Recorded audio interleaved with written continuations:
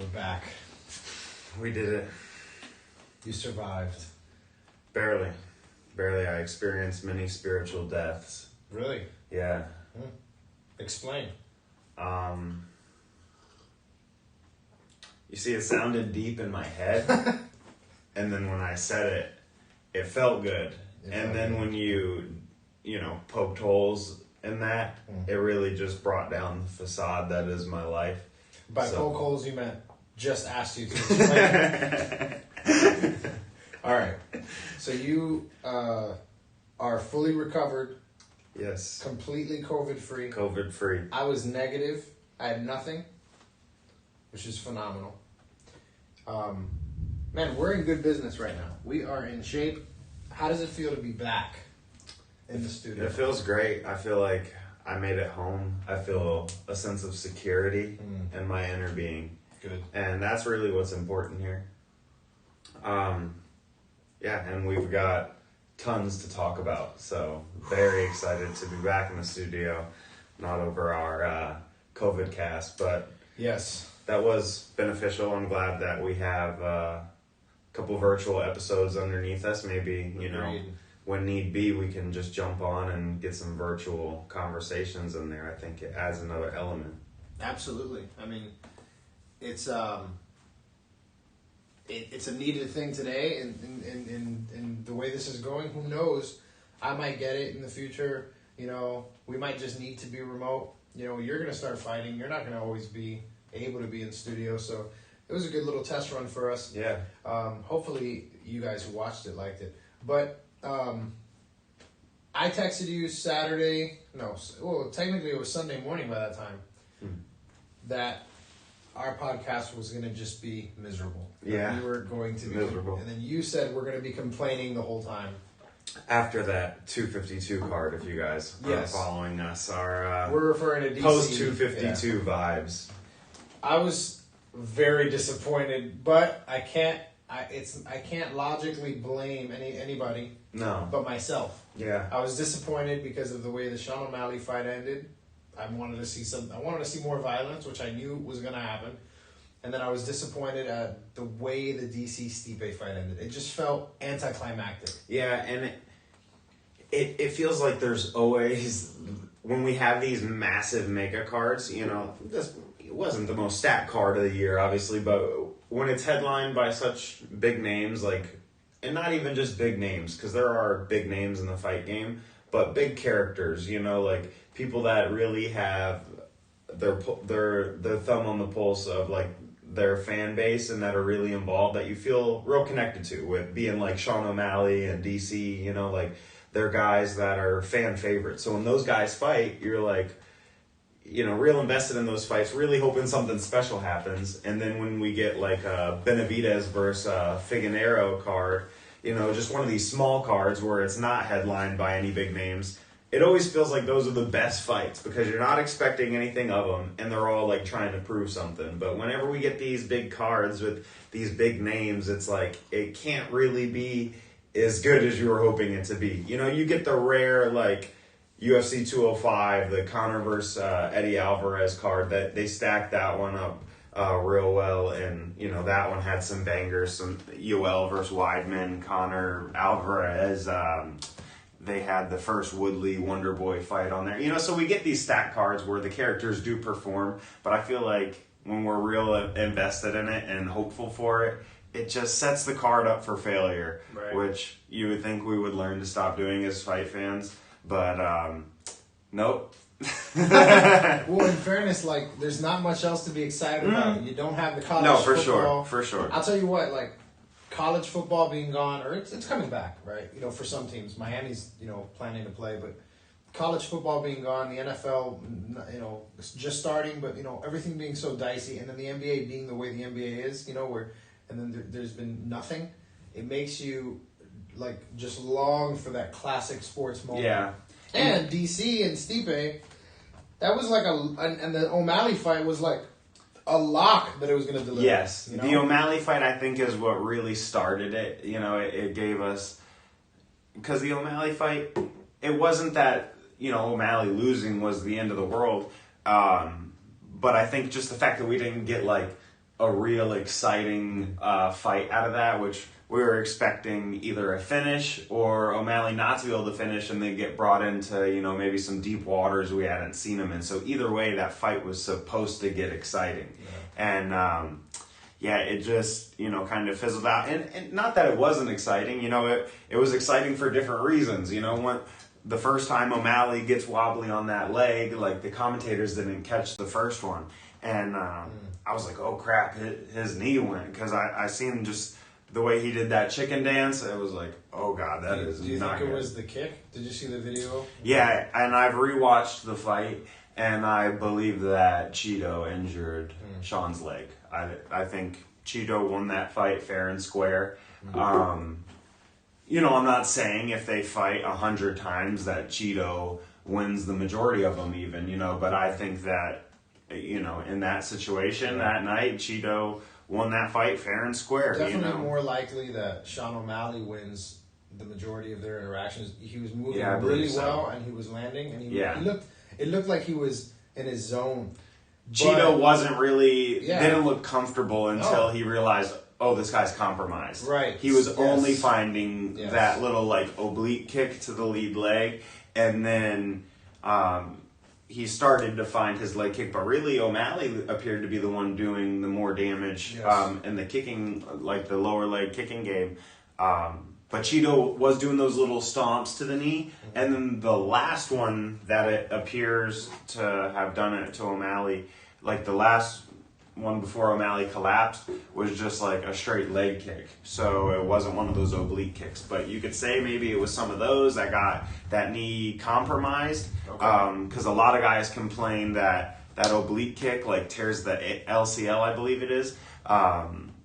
Just a lot of people have issues with that. So if he was getting stomped on that knee just right a few times, it could have primed that knee or, started the instability in that knee that just unraveled. None of us know what's happening inside the body, but, you see the video, he kicks him there, and then, 2 seconds after, he's already losing stability in that leg. Yeah. And it's the same leg. And other fighters, like Henry Cejudo, these guys who have this happen to them, report that the reason being is because the nerve, the nerve, what is it? It's not necessarily nerve damage, is it? Or is it just nerve No, it's just interruption? That nerve, there's a nerve that runs down the side of the leg. And right here underneath the knee, there's a point in here where there's really no meat covering it. And if you get chopped on the outside of this leg, when you're first getting into kickboxing or Muay Thai, really Muay Thai because they implement the leg kicking game a lot more, you will go through some real growing pains in those legs. And you'll get hit with leg kicks and just drop because it'll trigger that nerve. And that's something that you really have to grow through. It appeared that O'Malley just went through, one of those things with either that nerve. I think it was a ligament thing because typically a guy like O'Malley, would definitely be conditioned to those sorts of things. Yeah. I think that something ligament-wise went. A lot of people were saying it was the same thing that happened earlier in his career. The fight where he got interviewed by Joe on his back when he hurt his foot. Mm-hmm. A lot of people were trying to say it was that. What was that? That was a Liz Frank fracture or something in his foot where the midfoot breaks and you lose all the stability in your foot because you break it in the middle. But it wasn't that, because if you go back and watch that fight, he can't set his foot on the ground. He's literally hopping on one foot. Yeah. Whereas the Cheeto fight, he could put both feet on the ground, but there was certain moments where the stability would go, which is what it's like when you have a torn knee. Well, he hasn't gotten his MRI yet. It's too swollen to get an MRI. So I think he probably tore something too, because also the way he rolled his ankle looked like that made everything worse. Right. It wasn't just a loss of footing. It was excruciating pain, and then in the end, he's in visible pain. Yeah. So it's wild. I liked that Cheeto won for Cheeto, and I liked that. He's probably going to get a little bit of steal some of the hype, but I don't think O'Malley had big enough hype to really put Cheeto over yet. But he had enough that it's good for Cheeto. Yeah. But they're probably either going to run that fight back, or O'Malley's going to be right back on the train, but it really depends on that recovery. Is he going to recover in time? What is the timetable for his recovery? He could be gone another year. That's catastrophic for him. Even though he's young, it's catastrophic for the trajectory he was trying to get on. And it looks like these guys are trying, post-Connor, to do this very clean, quick trajectory that they're trying to plan. You look at Adesanya, he has a plan. All these guys who are like, I would consider them Connor-esque in that they clearly have a plan. Yes. They're not just, I'll fight whoever. They, in their mind, know where they want to be like 2022. So they have this plan and how to do it. They know how much to reveal their personality. They know what to say on the mic. They have a plan little by little, and and if it all works, they know the end result is superstardom. Yeah. But the problem is, like, that plan does not lend itself to an interruption. Right. That plan does not factor in losing. Right. So, like, what happens when the plan goes completely awry? Now you have to, like, start over. Yeah. And that's what I wonder what's going to happen to Sean, because guys like that don't come across to me as just genuine fighters who are letting you in on their genuine lives, who are just whatever their recovery would be normally. I feel like these type of guys in losses have to manufacture a recovery and promote that recovery similar to how they were promoting their trajectory upward. So now there's more work to be done in creating a storyline for themselves, because they know stories sell. Like, honestly, what else is there to do after losing except say, I lost, I got to get back to it? They're not going to do that, though. He's gonna manufacture a story. He's going to tell a story about himself. He is going to try to build his recovery back. And that's going to be the thing that sells. Other fighters don't do that. Other fighters, they lose and then they just go back to training, and then the fight gets announced, and then they're like, and then we they find don't out have in the that promo. magnifying glass on them the whole time. They don't have the Absolutely. spotlight. They lose and then they go back into the shadows, and you don't know they're fighting until they pop up on a fight Sean card. put the spotlight on himself. Like, he wants that spotlight. There are these few fighters that we like care about for some reason, and we actually like keep up with them even when they don't have a fight booked. Like, Sean was just on a 2-year suspension, and I knew everything going on in his life through that time through social media or his YouTube, so he makes us care. Like, how often does Nate post podcasts? Yeah. He makes us care because he's putting out content for that reason. Right. He did that to build what he has now. Right. But now, like, I feel like fighters, I wonder what it's like, and we're going to talk about this later with DC. Juggling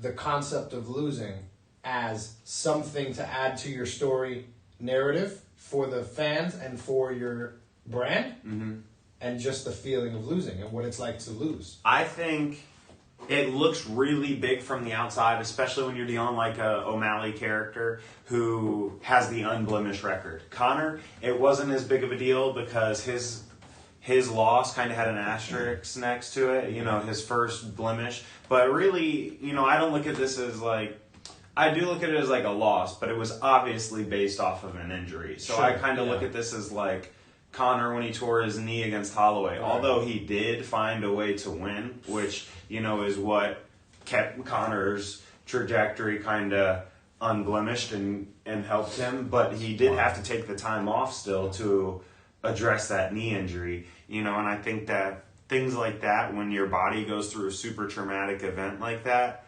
that's way more important and real than a loss in a fight.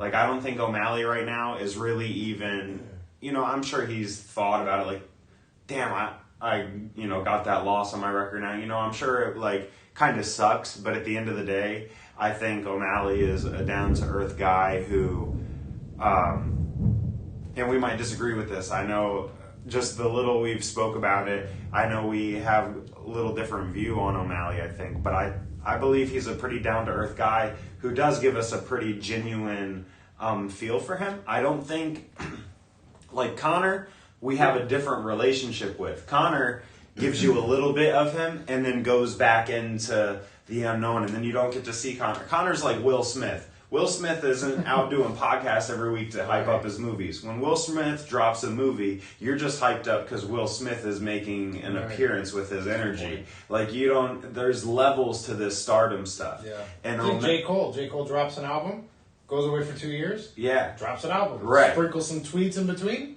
drops an album. Right. Not everybody could do that. And there are guys who are, like, that want to put themselves out there in different ways. O'Malley says he wants to be the next Conor and whatnot, but it doesn't feel like he is. To me, I really like O'Malley, and I'm drawn to his character. I think he's going to be a star, and I listen to him and his coach's podcast. I actually, I really like their striking style, and I have him on Patreon so I can watch their like striking training, which I think is really, just insightful. Okay. Like they have different ways to train it. Like they're real martial artists, and they have their own lane, and they've like kind of created this hype train off of like real martial arts though. And O'Malley has a ton of amateur fights where he has multiple losses. You can go on YouTube and watch Sean O'Malley get smashed as an amateur. And I know how that feels too. So it's like, I know O'Malley has put in the work to prepare to have an undefeated run as a pro. He put the work in as an amateur. He moved to another state and joined a real fight camp. Like O'Malley has that journey behind him that backs what he is now. And that's what makes these guys stars like they are, is because they have like those layers to them that came before the UFC. You see Darren Till. Darren Till came into the UFC and you could already tell like this guy's real. He's not only a personality, but he's real. He had that time in Brazil underneath him. He had, and I'm not saying that O'Malley has that level. I'm not saying that he has like Stylebender.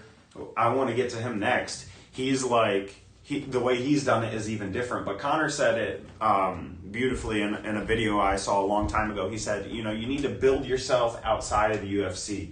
You need to create a real fan base outside of the UFC. So when you go to the UFC, you're bringing your people with you, and you already have that energy behind you, and the tone is already set. Like Conor was real big on building himself before the UFC. 2-division Cage Warriors world champion before the UFC. Like already became champ, and the biggest promotion in Europe.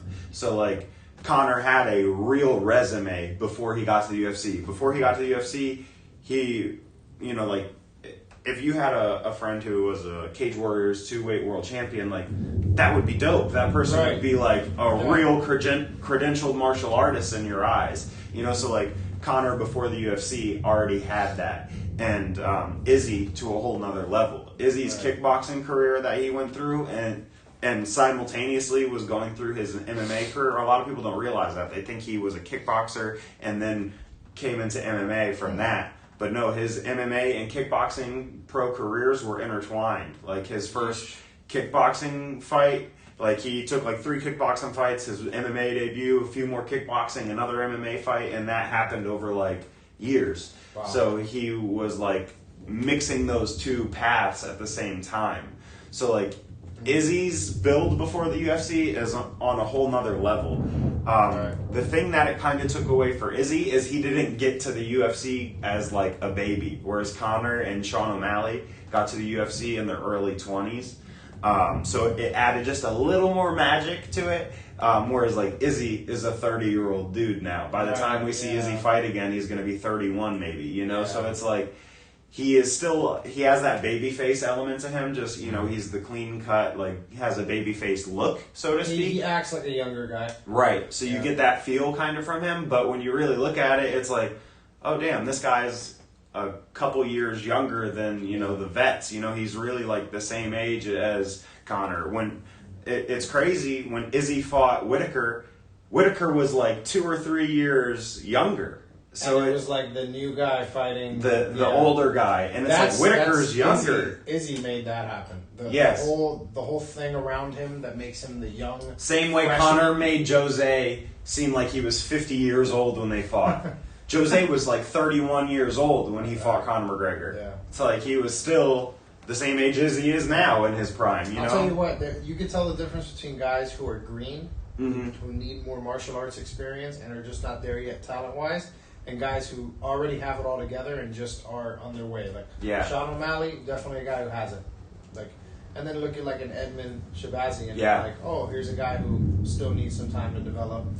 But it's not that I don't like Sean. It's just he comes across as arrogant sometimes. Yeah, no. And I don't mind confidence, and I understand he's portraying himself as something, but it doesn't feel like an act. It feels like just genuinely him. Like, which in one end is good because it's genuine, but on the other end, if you don't like that image, then you just don't like it. Exactly. Yeah.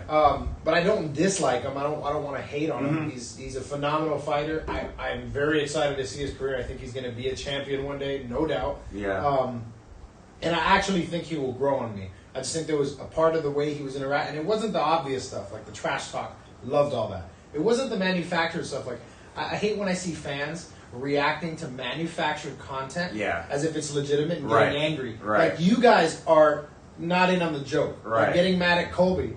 Right. Dude, this is a part of the joke. Vanderlei Silva a decade ago trying to fight Chael Sonnen on the Tough set over talking trash during the show. It's like, you guys are on camera on a reality TV show right now. Yeah, what do you think this was supposed to be? Right. You thought this was a martial arts competition? Yeah. Why would they record it? Yeah, it's absurd. But the little moments where it's not manufactured, you catch things, right? Yeah. Like Conor. You know that somewhere in Conor's heart, there's still a humble guy in there. Yeah. You know, when you listen to him talk, somewhere when he loses, when he's talking about opponents, you know that there is a war within him between ego and then there's a humble Conor, right? Yeah. But when you listen to Sean, when you hear him talk about jiu-jitsu, when you hear him talk about his training, you hear some of that humility, some of that childlike love for martial arts. Yeah. But when you hear him talk about himself, there's sometimes where you just see ego. Definitely. And that's a young guy at the top of his game, enjoying tons of success right now. I personally am not a huge. I personally don't attract towards those people. I attract towards people who are humble. Yeah. Like people who have an understanding of their skill, confidence. Yeah, that flair, that confident flair to the personality, but also grounded in the humbleness. But the confidence is rooted in work, right? Not in your good looks. You know how funny you are. All that stuff to me is BS. Like I feel like your confidence in any sport. And anything you do should be rooted in how hard you work and the mindset you put into it. It's clear he works hard, and it's clear he has a good mindset. Mm-hmm. Now, some guys would argue not. Like Cody Garbrandt said, some people aren't made for war. I feel like Cody Garbrandt is too ready for war. Yeah, Cody Garbrandt. I feel like he should be less war bound, and he would be far more successful. Yeah, because if there's anybody I actually want to see succeed, it's Cody. I don't know why, but the Cody TJ beef really made me love Cody because of how unlikable TJ became in that whole thing. Even though Cody was like the immature one, but then looking back, you're like, oh, TJ. Like you look back and you look at all the like the gym stuff and then like just the interactions, and you're like, Cody was just angry at TJ, and TJ was making fun of him. Yeah. And then TJ thought he was just better than Cody. So TJ came across as this arrogant, self-elevated guy, and Cody came across as just a meathead who was way too emotional. But a part of you like drives toward the emotional guy. Definitely, but I never the whole beef between Cody and TJ. It seemed silly. And I never bought into it too much because I really like Dwayne Ludwig and think he, from the outside, obviously, it appears he's a good, genuine guy. And the way that like Team Alpha Male was beefing with him, it just seemed weird. And because Uriah is like the known guy behind Team Alpha Male, but really back in the day, Dwayne Ludwig was like the mastermind behind Team Alpha Male and why they had so much early success and why they burst onto the scene. And then him wanting to like go back to Colorado and stuff and not work at this like, puppy farm basically, which is like what those types of gyms are, it feels like. He wanted to move to Colorado, and then his guy TJ Dillashaw was coming with him. So it was like, all right, that made sense to me. Like it didn't seem crazy. But now you have Cody going and doing camps with Mark Henry in New York. And it's like, hold on. Now in retrospect, you saying leaving camp and stuff, like now it doesn't even look as good. Yeah, it was what it was to me was immature, emotional nonsense. Yeah. High school nonsense. Literally. I'm sure there were interactions that they had with TJ. Because here's the thing. Dwayne might be likable. Yeah. TJ isn't. TJ is not likable, but here's the thing: it's not TJ's fault.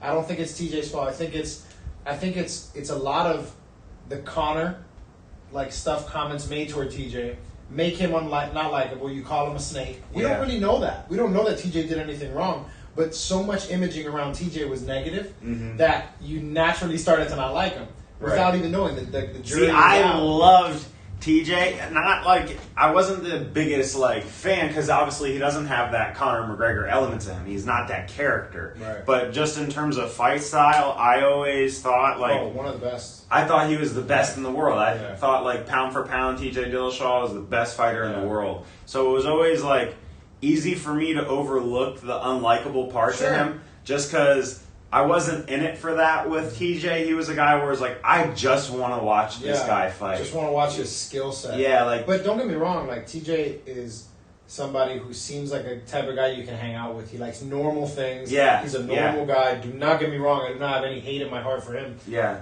But when you're observing, short time. What we're talking about, TJ Dillashaw. When you're observing just little clips of a person and the way it's being presented without knowing any information. Yeah. It doesn't look good. It looks the like optics. Yeah, exactly. And it looked because Cody was over before TJ and popular before TJ, you start to say, so did TJ come in? And then when Conor says what he says, we're so used to Conor, no man is mystical, I don't think, like Conor claims to be. But Conor built himself up to be so a futurist. Yeah. That you were if Conor's saying it, if Conor's saying it. Yeah. So, but all that to say, the Cody Garbrandt said Sean O'Malley wasn't war ready. Yeah. I don't agree with that, but I do. I just you can't know until you're in his body. Is there an aspect of him that's not mentally tough? Is that we're gonna get to DC because I want to talk about some of that. Yeah. But I was wondering when I watched that fight and I was done. Two things. I was wondering is this the pride coming before the fall? Like the Bible talks about, or is it just a loss, a fluke? And then I was wondering is Sean O'Malley lacking some mental toughness? Would a more mentally tough guy would have just suffered through that and found a way to just not give up? Would he have done that if they didn't stop the fight too? See, so I looked at it. Cody Garbrandt's comments, I took a little differently. When he said some people just aren't war ready, or however he worded made for war. I took that as literally built for war, and that made me think damn, maybe O'Malley, because physically there's no 6 foot bantamweights. O'Malley's the only one, so it's all right, why are you the only one who's that tall at that weight?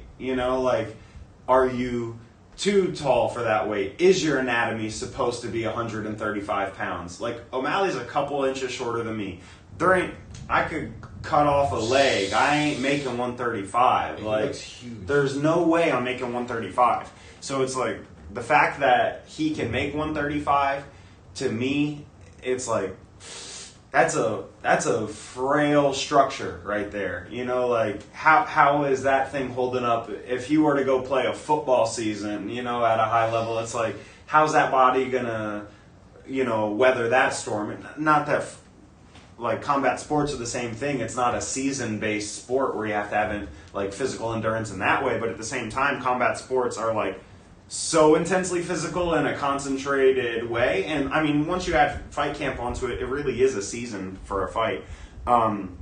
So it's is he built for this? And there at that weight, right? At that way, or possibly in general. Because growing up and going through football up to a high level in college. In college, you see guys there where it's dang, this guy has been on getting injury treatment all season. Every time he comes back, it's something else. It's there are some guys who appear to just have that injury bug, who just can't catch a break. Right. And I've learned over experience throughout my life that you can't hold that against anybody. There's shit that's outside of your control. Maybe there are things you could have done to prevent it or done a little differently. Right. And maybe there's something you can learn in retrospect. O'Malley, that was his third fight in the past how many months? 4 months, 5 months. So it's like, very active. is he going to learn like, oh, you can't put yourself through that many fights and that many camps at this level?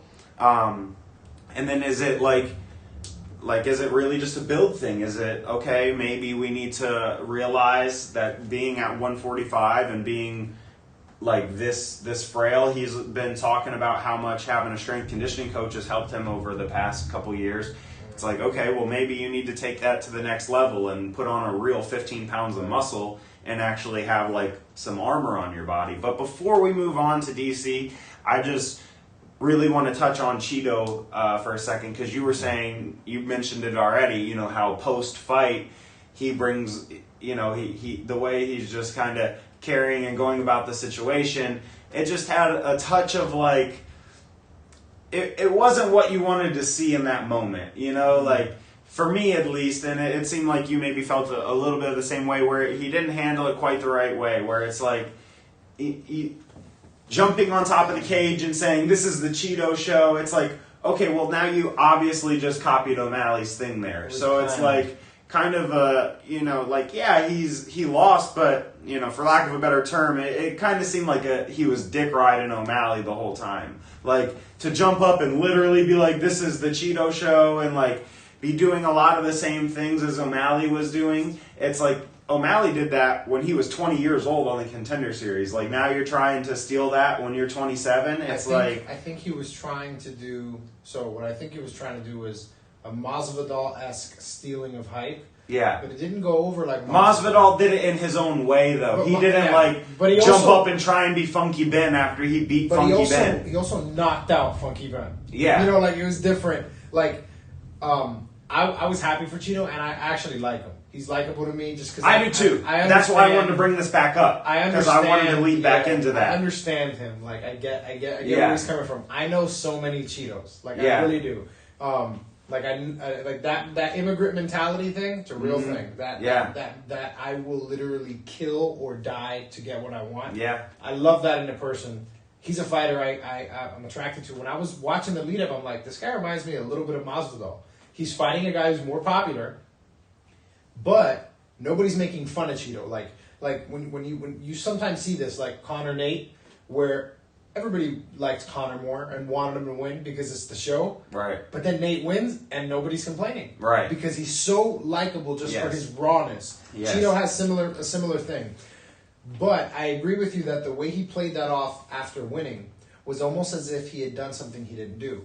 And I felt like he was planning on doing This Is the Cheeto Show, no matter what. Exactly. And that's my biggest thing. It felt so fake and manufactured, and it's like, okay, this didn't really, like, end in a way that, like, in that situation, just as a competitor, I put myself right in the situation when I watched it, and I was like, if I know that I beat somebody based off an injury, like, I just can't dance around the cage acting like I'm the man. I cannot fake that like that. Yeah. Like, the fact that he could fake it, like, he could have went about it multiple ways. He could have been like, what? Like, he could have been like, Nate, when he beat Conor, just real and just, like, giving you how he felt. Like, doubt me now. Like, he could have gave us something real like that, and it would have been like, all right, cool.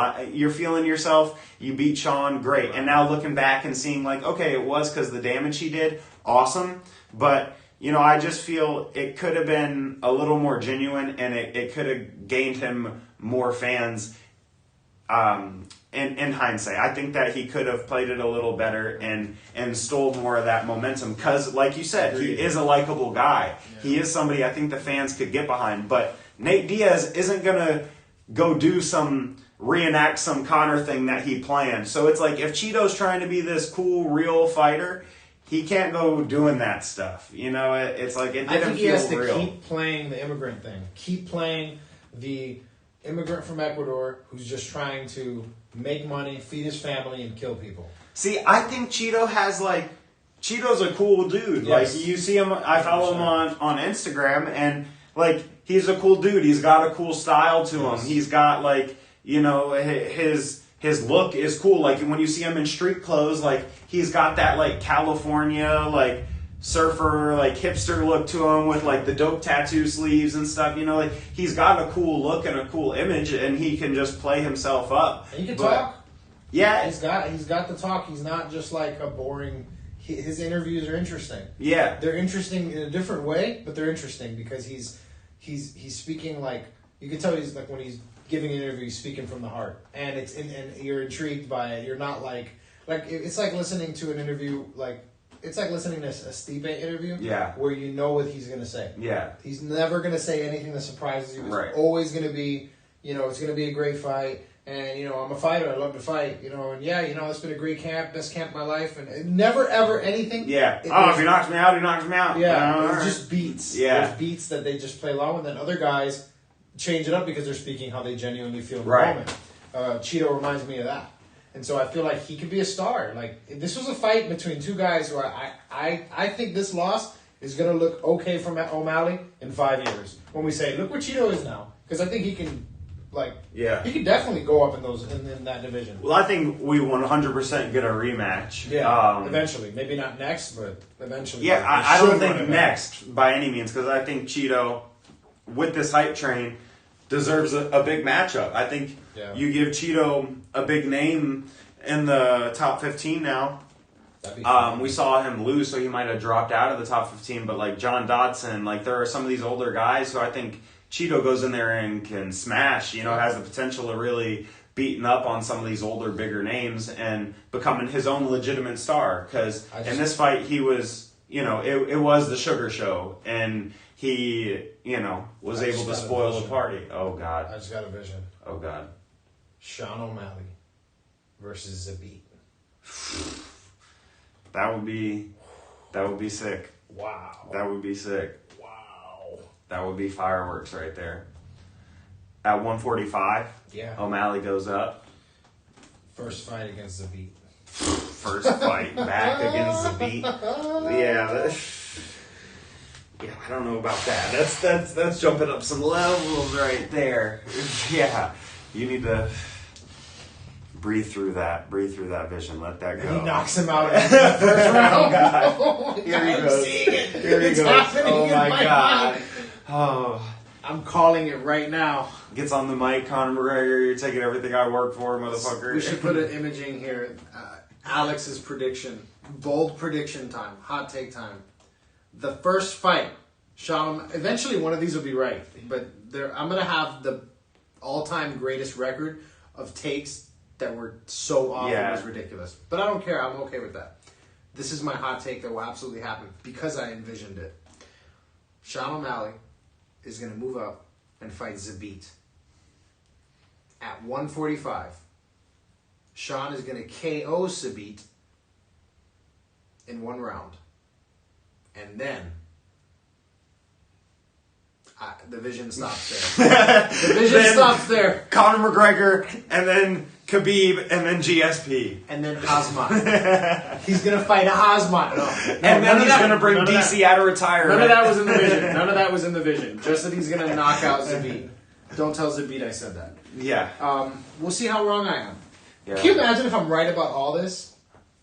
It'll be, I'll never make a prediction again. It'll be boring at that point. So DC. I'm depressed. Yeah, that was, nobody wants to see their dad get beat up.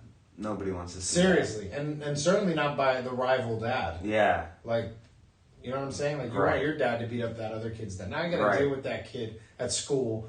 My dad beat your dad up. The best thing, you could beat that kid up. Yeah. But it's not going to take away the pain. The childhood trauma of seeing your dad abused in that fashion.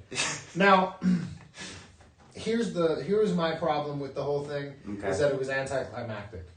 Because there was no venom in this fight, because there was no real beef, and because there was nothing that made me want Stipe to win. Yeah. No offense, outside of just like storyline wise, you mean? Yeah. There wasn't anything that excited me about him winning. Like if we know if DC won, he retires the GOAT. Yeah. Stipe winning, he doesn't retire the GOAT. We don't know. He still has fights. He could, if he loses in the next 3 fights, is he the GOAT? Well, you see, I think that him beating DC and really solidifying that rivalry, his already body of work as the heavyweight champion, capped off with him righting the wrong of the first loss with 2 victories now, and really showing that his biggest rival he has conquered. You know, I think that he's put together a body of work now where he's beaten Francis as well. So if Francis 100%. comes now and a rematch later in Stipe's career catches him, I don't think it really puts too much of a blemish on Stipe's career. Granted, John beats him. Yes, if John comes up and beats him, then John's obviously the GOAT. He's gonna steal it. Like that's the thing. Like if you have a fight like that, let me pump the brakes here. All right. John's gonna steal it. John's gonna be the heavyweight GOAT. Hold on.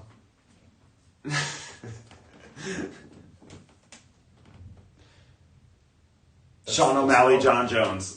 No, that's nowhere in there. That's not in it. You don't That's see not that in the files. No. Oh my god. I don't see that. That's an undetermined future. It's a risk. See, You think John's gonna beat Stipe? I think John Dude, beats his Stipe. eyes are not conditioned for that, bro. You think His eyes are not conditioned for that poke. you think somebody's gonna eye poke John Jones? Oh, that's a good point.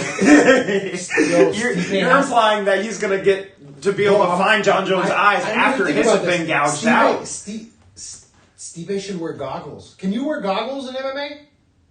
Like swimming Some Eric goggles. Dickerson like sports goggles. Yeah. Yeah, that would be lit. Or no, the big ones that cover the nose too. That'd be great. Like the Allen or AI wore.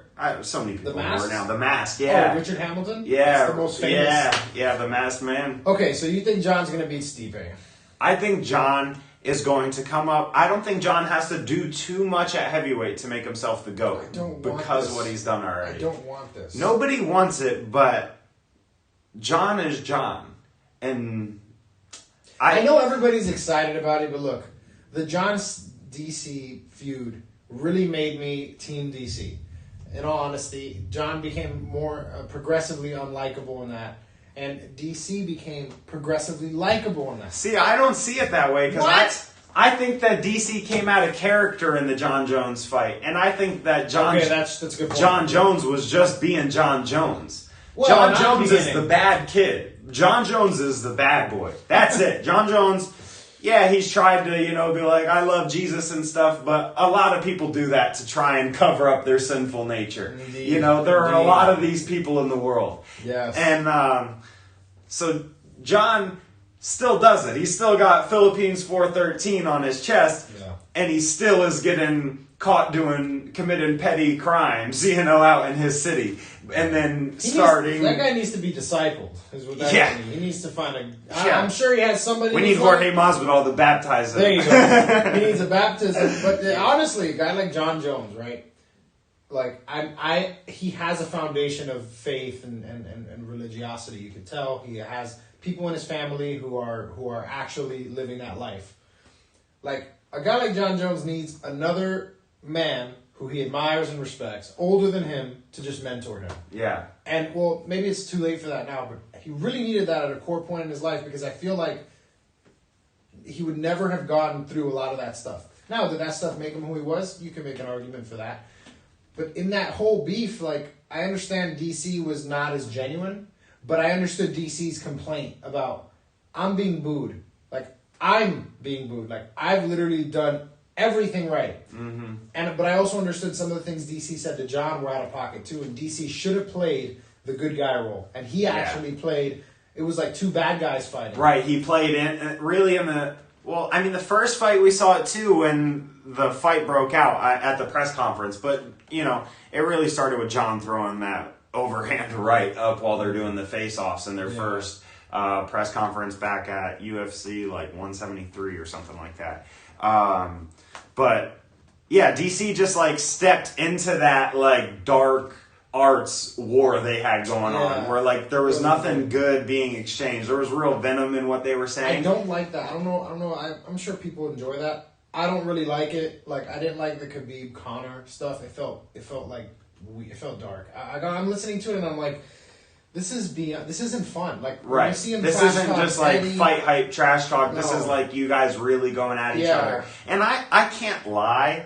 It's entertaining as hell. But you get I tired can't of it. look away from the screen, but for sure. Well, to me, when you get done watching something like that, you're just like, like at the end of the day, when your dad or something would be in an argument match, you'd be like in his corner throughout it, and you'd be like, oh yeah, tell him, Dad. But then afterwards, you're gonna be like, dang, I really heard my dad say some things that, just kind of blemished that a little bit. So it's like, all right, we just saw him step into a DC. I'm speaking on. Right. We saw him step into a character that was just like, all right, now I've seen you fill that void. I've seen you be that guy. So now, when you go back to being dad, I still remember you doing that. It's like if you were to walk in on your dad drinking and you thought he was this like devout, like straight edge sober priest or something. And you walk in and he's drinking and he's got strippers in the house. You're like, oh my God, Dad! It shakes your image of him, and right? It really, what it does is that it shows that this person's not being genuine with right. You. But somehow still, when the chips... Because I was Team John throughout that too because of the same reasons as a casual fan. But over time, I just grew to like DC more. Me too. The more John did the things he was doing. And the way John was talking, it just felt like John was merciless toward DC. And DC has zero. DC has done absolutely nothing to John. Yeah. John's done everything to DC. Yeah. John has robbed him of 2 fights, 2 big paydays with John. He's attacked him, physically. He's beaten him. The worst of all is you've beaten him. Yeah. And then at every chance you get, you throw shade his way. Yeah. I'm not a fan of that. I feel like that's petty. But John's a competitor. So I have grown to dislike John, in that personal way. But I don't know John. I can't say I dislike someone I don't know. This might just be unfortunate in front of camera behavior. But he might be somebody that is likable off. Other people like him. People who I think I would like John. So I never try to speak with finality about who I like and dislike because I don't know them. Right. At the end of the day, it's unfair. As a fighter, just like there's nothing like a McGregor show, in terms of watching a fight style, nothing like a John Jones fight. Oh, yeah. That's just we're about to see. And that's why I was a little disappointed in his last 2 fights because I'm I was expecting to see some magic. And I think he might still have it in him, but I haven't seen it. It's you wonder if some of that magic is gone, or at least if he's just moved away from it and gone the safe route to victory. Yeah. But now that he's taken a big risk going to heavyweight, is the risk that he's taken to go to heavyweight going to bring with it the talent that required, reckless nature, exactly, kind of free, on the challenger again. Yeah. No pressure. I think we did see that with his style. I think when you've had the belt for so long and you're just expected to win and just smash everybody, we got this with GSP's career where it really put a blemish on him where his first half of his career was electric. His rise, everything was amazing. But then there became this lull in the action where he was coming at a lot of fan favorites with a boring style. When we see what Usman did to Masvidal, that's impressive, strategically, and if you're just looking at sports base, the dominance was impressive. Right. But when you see somebody fight a boring fight against somebody who's exciting, it has the Usman Masvidal thing is a lot like what we got out of GSP when he fought Nick Diaz. When he fights these bigger guys who are up and coming with exciting styles and then just does the boring things to get the win. And we started to get this out of John in this second half of his career now, where we're not getting these dominant, flashy victories. We're getting just strategic, I'm the better guy, beat you by points type stuff, where it's we're not getting him super creative anymore. We're not getting a young John Jones going in there to see what's possible anymore. We're getting the guy who's supposed to win going in there and doing what he needs to do to win. And it's that's not what we loved about John Jones and we're glued to John Jones fights for in the beginning. Yeah. Now it's we're getting to see this legend come out and fight, and it's but it's not the same show as But it benefited John that nobody on planet Earth, except for that fighter and their family, wanted the opposite person to win. Yes. Whereas in GSP's case, people wanted Nick Diaz to win. Usman, people wanted Masvidal to win. Yeah. So John has the favorable fan love, even while being a little bit boring. You can't really call it boring, but not as exciting as his past. Or as dominant. Right. Or as dominant. And he has the same benefited heavyweight. Yes. They're all going to want to see John win. Yes. Here, unless he fights a guy like Black Beast. I feel like that's the exception. I think people That would be fun. People would turn on John. Because Black Beast is so likable. Him and Black Beast have had some good back and forth. They were on a panel when Jones fought Reyes in Houston. Black Beast was on the card, so they have like good interactions and stuff. That's and a fight. I don't see them like really being great at building that, but definitely a fight. If John goes up to heavyweight, and Derek Lewis gets a win or two, and John challenges and gains that title, definitely we get to see him versus Black Beast. I just got another vision. Oh my god. That's so Raven. Hot take time. John is going to move up to heavyweight. Here we go. He's going to fight Derek Lewis. Derek Lewis is going to knock him out. Knockout King, tatted on his chest, comes in there. Round 2. He's going to weather the storm. John is going to try to wrestle him. Yep. John is not going to be able to submit him. Okay. The first round is going to end with John on top in a dominant position. Mm-hmm. And then in the second round, like the first 15 seconds, bang! Just like we saw. Right behind the ear. Right behind the ear. Yep. That would be something else. I would love to see Derek Lewis get a belt wrapped around his waist. Nothing would make me 100%. happier. Nothing would make me happier. So to be clear, I've established that Sean O'Malley is going to fight Zabit and knock him out in the first round. And then I've also established Derek Lewis is going to knock out John Jones in round 2 in John Jones' first heavyweight fight. That's what I've established, right? And then Derek Lewis and Sean O'Malley are going to fight, and then the winner of that's going to fight Floyd Mayweather. That's not a bad idea. That's not a bad idea.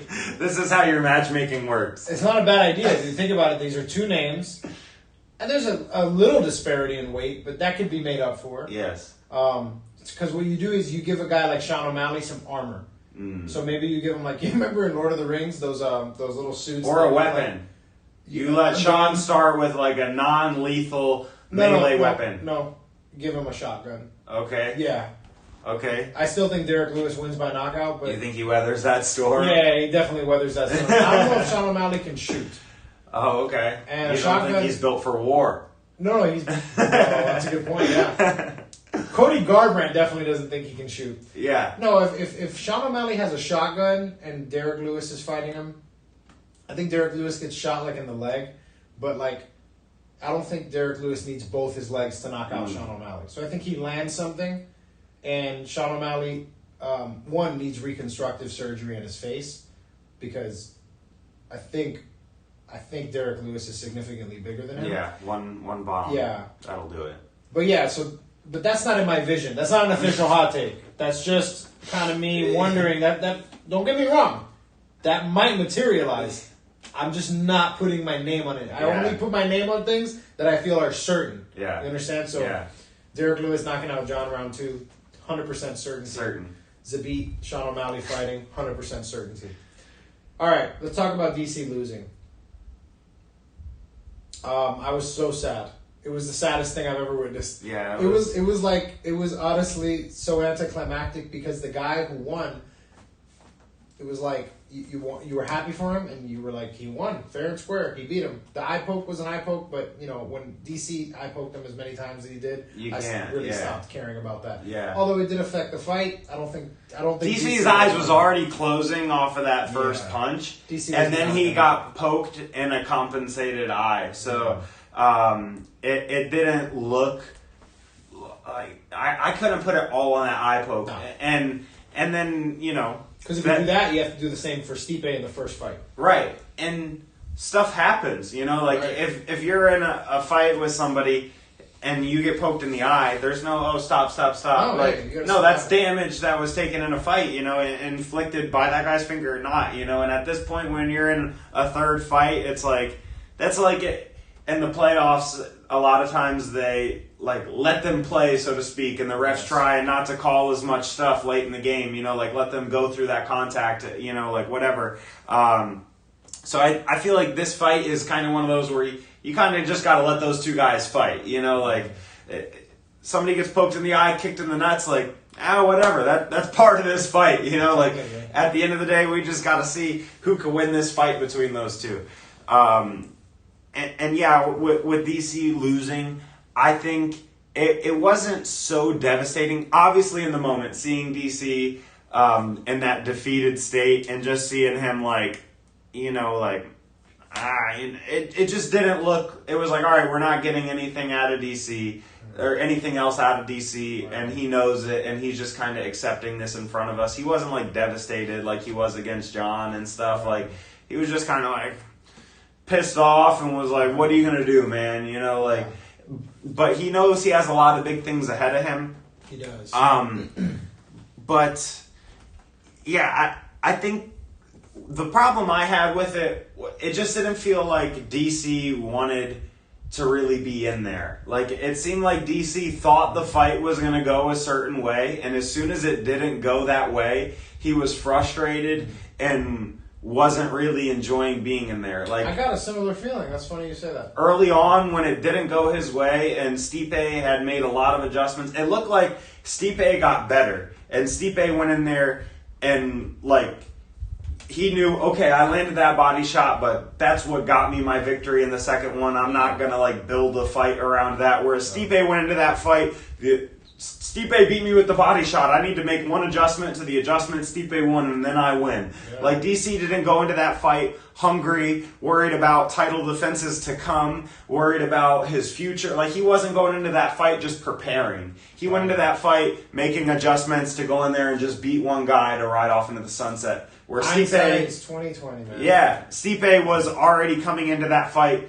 as the victorious fighter and in a mindset of, I'm trying to get better in my career. And it looked like Stipe just wanted to be in there. Looked like Stipe was the guy with more fire. It looked like DC's fire got put out. He got dropped, and then he got eye poked real bad, and then he just had nothing. He was... And it's hard to say that because he came out in the fourth round and had a great showing. You could tell he's obviously still dangerous and was a live dog in the fight. He's Daniel Cormier we're talking about. This guy is absolute dog, absolute savage through and through. And has the skills to be in there with anybody, including John Jones and 100%. Stipe. He could beat those guys. On the right night when the stars align, Daniel Cormier could be the baddest man on the planet. He could beat Francis. He could beat John. He could beat Stipe. He could beat Derek Lewis. He could beat literally any man on the planet in a fight on the right night. So nothing against DC, but it just looked like he didn't have what it took to beat Stipe that night. And then once he got frustrated, he was just like, all right, he got a little desperate and just frustrated and desperate, and it was a bad mix. And it just seemed like a third fight that we didn't need to see. That's what was depressing about it. Yeah. It just seemed like once it started to play out, you're like, why are we doing this again, man? Wait a second. Why are we here again? But look, hindsight's 2020. I for sure thought DC was going to win because I thought DC was the better fighter over the majority of their fighting, and I still think this. Yeah. I think DC won both fights, the majority of both fights, and Stipe made one adjustment. But I was so surprised DC shot one takedown. Yes. I had somebody tell me, why would he shoot more? And they made a good point. Stipe got back up. DC probably would have shot more takedowns if he thought he could, win with them. My argument is not that he should have wrestled. My argument is he should have shot more than one takedown. That includes maybe two takedowns. Yeah. I would accept two. One? Right. Situationally, there was times when it's especially when you're not, second round, when things start to not be going your way, even if the takedown isn't successful, give him something to think change about. The pace up. Yeah, yes. Once Stipe is starting to get the better of you in this kickboxing match that the fight basically was, it's like, all right, let's go for one of those famous single legs, famous high crotches that you have, get in there, you mix it up. And it doesn't mean you're going to win. My argument was not DC, if he would have wrestled more, he would have won. Because I don't think you can say that. My argument was he should have shot more takedown attempts because even if he doesn't land those takedowns, one, it opens up another takedown. You can shoot a takedown. It's usually your second or third. At that level, it's usually your second or third that really lands. So you try to do one thing, but then something else opens up. Right. But it gives Stipe something to worry about. Yeah. I think Stipe realized he's not going to wrestle, he's not going to shoot, and was able to just box and kickbox and do his thing, and he was landing, and so it was like, You put Stipe in no dilemmas, but Stipe kept putting DC in dilemmas with the clinch against the cage and then the boxing. So DC was in these dilemmas where the clinch wasn't working, and he was married to it. Wasn't working.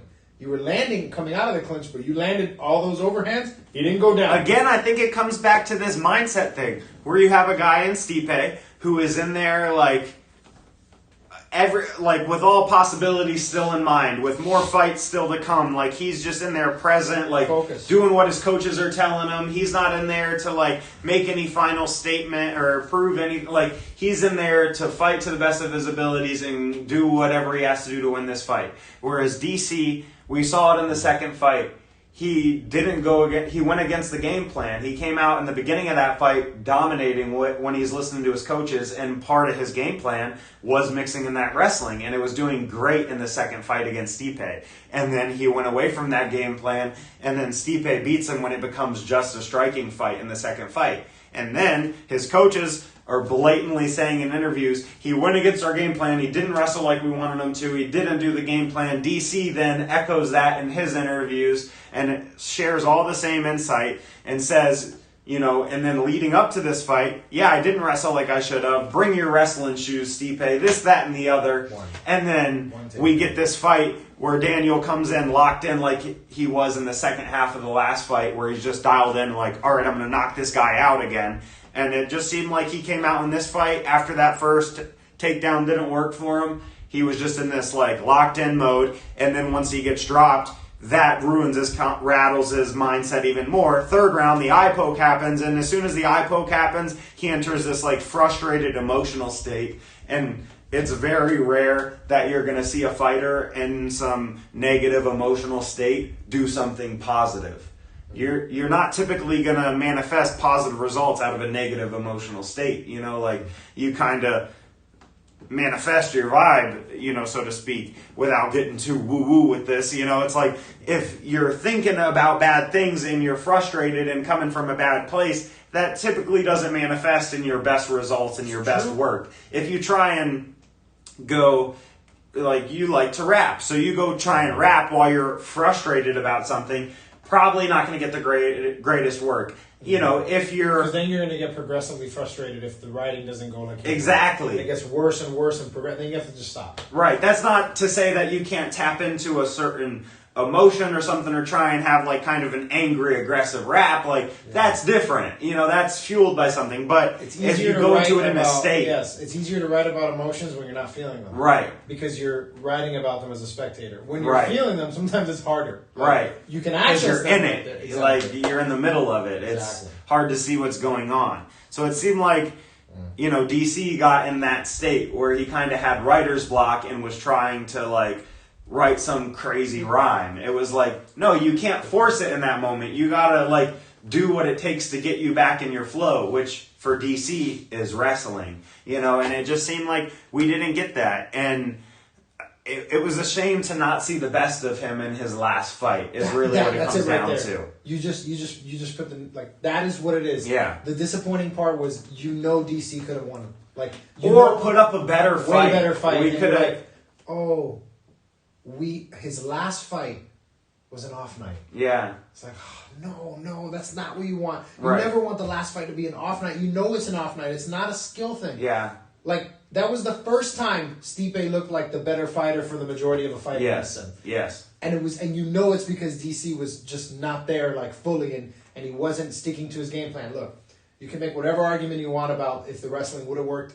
The only time we ever saw him wrestle Stipe didn't get up. Right. Stipe got punched in the face. Right. And was underneath him while DC was in dominant position. Yeah. So the only sample size we have is dominance by DC.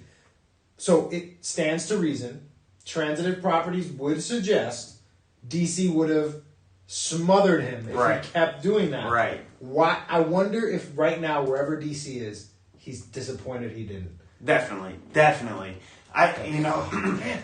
It sucks to make this comparison to DC, but it's a Ronda Rousey-esque ending to the career.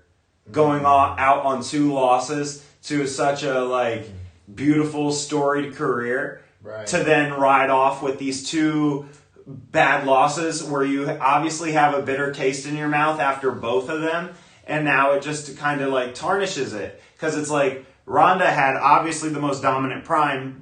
I mean, Amanda's is now equally as dominant, and she beat Ronda. So, you know, obviously Amanda's the GOAT. Did she ever? Yeah, and the 2 division thing, obviously Amanda's the GOAT. But, you know, it kind of adds that element to where now Stipe goes on and has a couple more wins, and then John goes on to have some more wins at heavyweight and stuff. Like, DC's career and legacy gets swept under the rug. He goes from GOAT talk so quick to the way he goes at, like the way he went out, and the performances he had. It's like Ronda should have never came back. After her mindset was so obviously wrong after the Holly loss, like blaming it on things, excuses, this, that, and the other. Same thing with the DC thing. Like, just now looking back on it in hindsight, like, he didn't take Stipe as seriously as he should have going into this last fight. He thought he had Stipe all figured out and needed to make this one adjustment. He was obviously thought all the other things going on out around fighting were more important. He's like, oh, I feel like in the embedded, I feel this third phase of my life is going to be way bigger and better than the second phase of my life. It's like, okay, hang on, bud.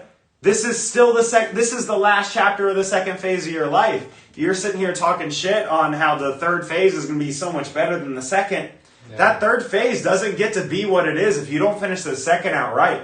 Look at Ronda Rousey. There's no action movie roles waiting for her right now. Nobody cares to see her in some badass female villain role in a movie anymore because the way her second phase of life ended. Like, she had the Olympic run, which was great. DC did too. Didn't end in gold. All right, so cool. The second phase ends in gold. Awesome. And then it just ends in a bad way that taints it a bit. And it's like, now what comes in the third phase isn't going to be quite as bright and amazing. And I'm not saying DC, his third phase is, you know, not going to be amazing. I think DC is an amazing commentator, and that still is waiting for him and is present for him. Yeah. But I think it's going to limit, you know, just a little bit of the sparkle we could get to DC and the career, like the whole thing. When you still look at DC, it's like, wow, what an amazing guy. Wrestler, commentator, podcast host with Ariel Helwani now, dominant MMA champion, 2-weight champion.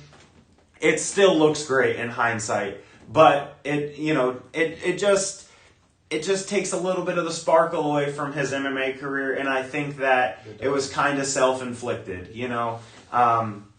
Yeah, and sad. It is, but it's sad to see. It is what it is at the end of the day. I'm a little worried he's not going to retire. Because if you really think about it, I think he's out. Think about it. DC, and this is what I want. This is the conversation I want to start. DC knows he can beat any other heavyweight. He knows he can wrestle them all. He knows if he fights Derek Lewis again, he wrestles them and abuses them. He knows if he fights what's another heavyweight right now that's on the up and up. I mean, if he fights a Curtis Blades, he could probably out wrestle Curtis Blades, even though Curtis Blades is a good wrestler. Right? Yeah. Okay. Yes. Just making sure I'm not getting him confused. No, Curtis Blades, dominant wrestler. Yes, dominant wrestler. His style is wrestling. Yes. He can win a or two fights within the span of 2 years and get a shot at the heavyweight belt. Yeah. He can. Like, this is not a will he. This is a possibility. It's very possible, right? And in his heart of hearts, he knows he can. And I want to have this conversation about loss. Is the mindset that Daniel Cormier has, the competitive drive, which only can be satisfied by victory, which builds itself up to only be satisfied by victory, is that healthy? I don't think so. I think, so obviously you want to fight, you want to prepare, or you want to win, sorry. You want to prepare to win. You want to do all the things you can to do that. The highs of winning are much greater than, the lows of losing can be equally as great, obviously on the other end of the spectrum, but they're both the two ends of the spectrum. And as a fighter, you kind of want to be in the middle of that spectrum. You want to be stoic, so to speak, like going into the cage at least. You don't want to be like, oh my God, I hope I win. I hope I don't feel the lows of losing. I hope I feel the highs of winning. You don't want to be like bouncing back and forth between these two, like, states before you go to the fight. You want to be in that stoic state, you know, and like, I think that is optimal. I think Conor is great at this. I think Conor is somebody who, in victory and in defeat, makes his stock goes up. Every time you see Conor post-fight, his stock goes up. Conor is somebody who people don't give him the credit. That man is so great in defeat, like humble, and the way he takes it on a chin. He's right in front of a camera taking the blame for everything. After that Nate fight, he came out in front of the camera, says, I was inefficient with my energy. I lost to the bigger man by trying to go in there and finish him like I finished these featherweights. He didn't go in there and say, blame it on it being at welterweight, this, that, and the other. He didn't mention that once. After the second fight, after he beat him, he said, hey, Nate, let's do it again. Back down at 155, So the way Conor plays things in victory and defeat is really the gold standard. Yeah. It truly is. Whereas DC, you get these really high highs, these really low lows. DC's champ moment, he's up on the cage, looks like a little kid. Like, he looks like so happy. Like, DC with the belts on top of the cage, he looks like little boy joyous. Yeah. But then you see him in his loss to John Jones, literally can't even speak to Joe Rogan because he's sobbing in the cage. Right. It's like DC feels the emotion so much. He's so empathetic, it seems, in there with the feelings. And you see this even in the build-up before the fights, where John Jones can take him to such an extreme emotionally. And it's like Conor on his terms all the time, even when things are emotional. We saw it get away from him with Khabib, but for the most part, we see this stoic, kind of, even though he is going to these high highs and low lows, he is, kind of centered through it all. He is the eye of the storm, even when things get hectic. He is the calm within that storm, and DC's not that. DC goes with those waves, and I think that is not the optimal route to go, If winning is what stabilizes you, you're in danger. Yeah. If success is what stabilizes you, and not being successful or not winning or not meeting your goal, destabilizes you, leaves you dissatisfied with yourself. Mm-hmm. I think that's a sign of unhealth. I think that all human beings were meant to be anchored by something, but it wasn't their accomplishments. Mm-hmm. It wasn't what they could do. It wasn't their success and their greatness. It wasn't that. But I believe they were all meant to be anchored by something that is transcendent, something that they, that win or lose, their worth is not compromised. It's for a greater good. Correct. And at the end of the day, it is anchored in such a way that loss could never destroy. Right. And this is part of my perspective philosophically, and I think that a lot of people say things and believe things that really are unwarranted. Mm-hmm. I remember I was talking to, full disclosure, I was talking to my counselor.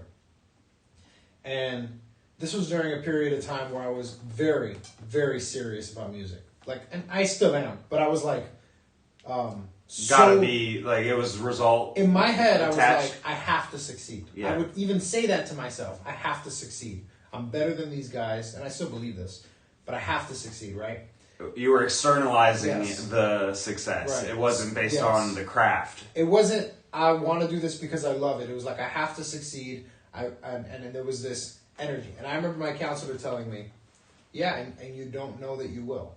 Mm-hmm. There's not a guarantee you will. Yeah. But in my mind, in that moment, I couldn't even compute. I was like, what do you mean? In my head, I built myself that as long as I will it, I could do it. Yeah. That's not true. Right. And that's the thing. That's delusional. It's delusional. We cannot will things into the futuristic existence. Here's what we can will, though. Our will. Right. We can will a mindset. I think we can will our focus, our awareness. We can dial into something and give it all we got. But at the end of the day, we cannot speak into existence anything. Right. We don't create anything. I just read that actually. Larry Crabb, phenomenal writer, but he was talking about that. We don't create. God creates. we can manifest something created, but we don't make out of nothing. And so the notion that I am going to just, my energy is going to create this future. Listen, we don't know. Look at Sean O'Malley as a perfect example, like a perfect example of how things can derail that. And if you're so attached, if your psyche, your psychological, your view of yourself, Ronda Rousey your happiness is the ultimate example of this. Is so attached to this, you get Ronda Rousey. Yeah. Where you are destroyed. And it's because you have placed your worth on a false idol, a false foundation that will crumble. Mike Tyson. We see this late in Mike Tyson's career. He has the most dominant run ever where he can't be beat. But then the first times we see Mike Tyson get in a fight, he's lost. Mike Tyson has 5 losses on his record. Mike Tyson's been in 5 fights in his life, and he's lost all 5. That's a good point.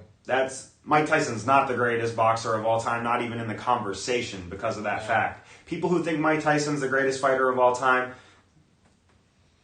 Muhammad Ali would have murdered Mike Tyson because of how much greater he was than Mike Tyson. Mike Tyson wouldn't have been able to do what he did to everybody else to Muhammad Ali, and that would have broke him because he's so attached to manifesting one result that is what success is to him. So if he wouldn't have been able to impose that will, boom, he lost. And now he loses the fight. Like he loses the battle because he, just had one little hiccup and it didn't go the way he wanted. And it's like we saw that shift happen in DC when a few things happened in those early rounds where it's like, oh, this isn't going the way I want. And then you saw this switch where his literal energy was like shifted into this state of like, he's in there doing what he loves, but he looks miserable. What's going on here? Like, and at that point, that guy can't win. Even if he wins, you make an excellent point. It's like you can't do that. And he was attached to an outcome. Yes, so attached. And when you're attached to an outcome, you can't possibly be present. It's like he was way too future oriented, and you cannot be fully present if you are attached to an outcome that has not yet happened. Right. It's like being attached to marrying a girl that you haven't asked out. You're attached to this. She might not like you back. Right. But now look at this. Once you've attached so much weight to this woman, once you've seen this girl in your science class and you've been fantasizing about her, you've already seen her naked in your mind's eye, you've seen your family together in your mind's eye, you've seen like every possibility of greatness and goodness that could come from this blissful relationship with this woman you've seen in your mind's eye. Now you've built up all the high highs and like hidden the low lows in the dark, haven't even looked at them. And now when you go talk to them, there's going to be so much pressure on that. You're not going to be able to perform the same way. You're not going to be in the moment. You're not going to be able to go just be smooth with her and have a good interaction probably. It's not going to be natural and present because you've already put so much weight on one result to this. Yes. Where now you're not just walking up to some girl to get to know her and see how she is, to even get to scratch the surface to know if you're compatible, to see if she even isn't in a relationship. It's like you've built all this up in your head where like, now you've put the odds, that you've made 1,000 possibilities that are probably not going to happen. So now, like, the odds are 1,000 to 1 that all those are going to happen. Right. So chances are you're not going to manifest those things. Like, when you're so result-oriented, and it's one thing to be confident and put things out there, but to still be backed by, like, a humble confidence, and it's weird because, so I'll just give a little insight with myself. So, for me, fighting is like I grew up an athlete, so I went through a lot of different sports and, was able to find football was the one for me that was like, all right, this is it. In my mind's eye, I was going to be the greatest football player of all time from a little boy. As soon as I loved football, like, I was like, that's it. That's what I'm going to be. I'm going to be the greatest ever. And, then you start to realize like, oh, this is out of my control. And, injuries are really the thing that helped me like you can't control your physical body, and you can control a lot of things. You can help your physical body. You can like assist it to good health. You can do a lot of things to help prevent injuries, but there's also, at the end of the day, just going to be injuries. And then once you have injuries, now you got to treat injuries, you know, like, and you got to just be present with what's going on. If you have an injury and you're like, oh no, I'm not going to address that, I'm going to keep forging on, it's going to lead to bigger problems that you just put things off, and you were focused on the good things that could happen if this isn't really happening. Like me, I tore my ACL while I was in Brazil, and due to outside pressures, I still had a fight booked. I still had like this high level fight camp that I had moved to Brazil to take part in. And I still had like a boxing coach that had already been paid for private lessons for 3 months. You know, I already had an apartment. I already had moved my whole life to another continent. You know, I moved to South America. I had done so much to make this happen that I tried to will myself through a torn ACL, and then I tore my meniscus too. You know, it's like I didn't address the fact that I had a torn ACL, and there's, you know, like that's not addressing like loss or a way to lose. You know, like DC, there were certain things that he just put off as like, that's not going to happen in this fight, or this is going to happen in the fight. And when you have those definite things in your mind, nothing's definite, especially in the fight game. Thanks. You know, and I learned this my amateur debut. I mean, that's what the amateur ranks are to learn how to win, how to find success in that sport. Floyd Mayweather lost as an amateur. You know, like everybody loses as an amateur, and that's how you become a great professional. And, you know, you would think from the crazy amateur career that DC had, being wrestling, and then, you know, his pro career before this fight, that he would have learned to deal with these losses.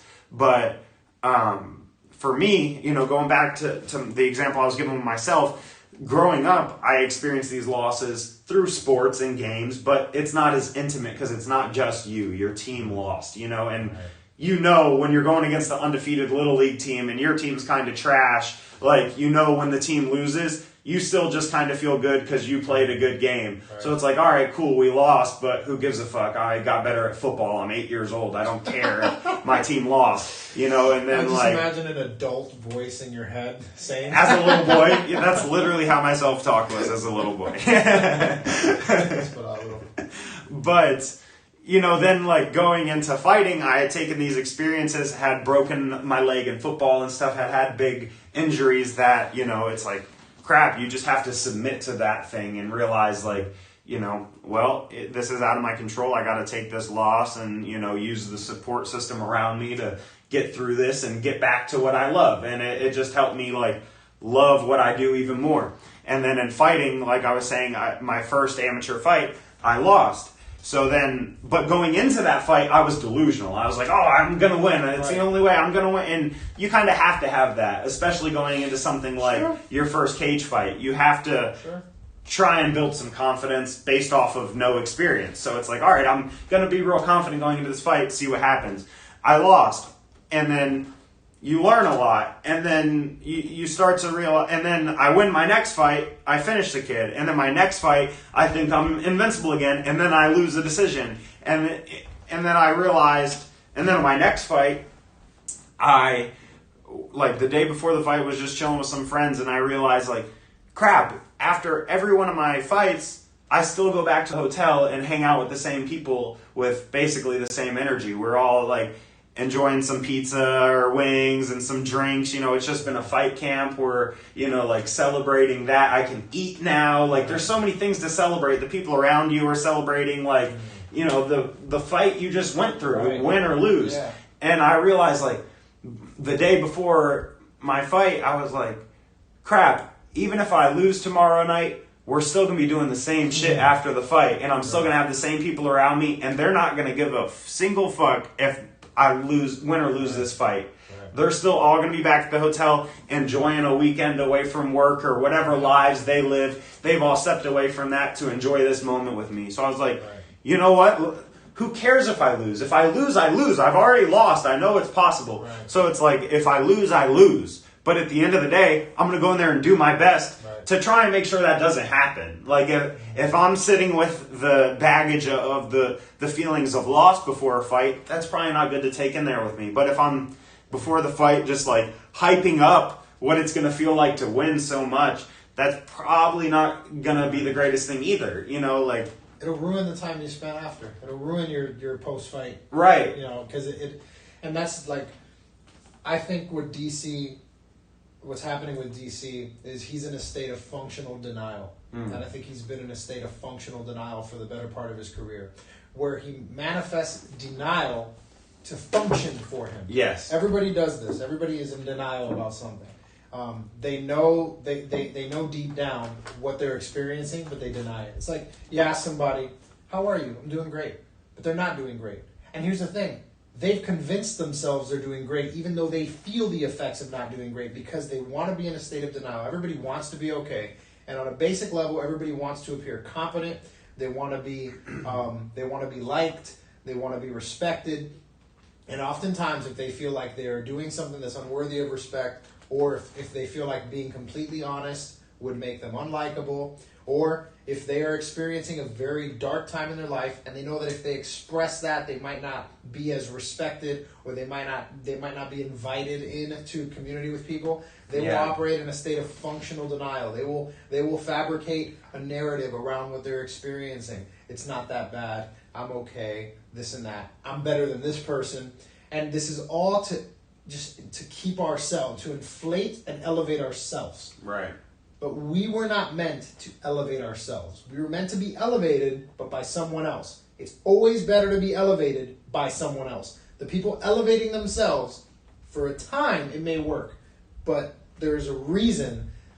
There's a reason why we naturally wouldn't gravitate to a person who constantly elevated themselves. Mm-hmm. But we gravitate to those people who other people elevate, because that appears more genuine. And I think all of us were meant to be elevated by something transcendent. But with DC, I think that he is in denial.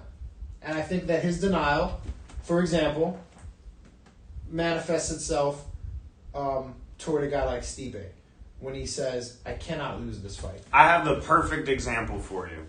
This is, and it's hard to have a guy like DC who's so experienced and so knowledgeable and so insightful, especially now in his commentator role. He's seeing the fight game from an outside perspective and offers so much insight when he watches. He's giving us so much, he's a really good commentator because he can pull back the curtain a lot and give you some insight. That's why we love like Dominic Cruz, these fighters who get in there and it's like, wow, it's amazing to have somebody who has so much experience actually doing the job. You see it in sports when, there are just straight journalist type commentators, and then there are guys who've actually been in that situation. When they speak on the situation, you're like, oh, okay, cool, I got some insight there. So you would think that DC would have this like great insight and the ability to look at himself from this perspective as well, but it doesn't appear that he does. And the example that I just was bringing up with this is really the perfect example, and is like the ultimate manifestation of this delusional thing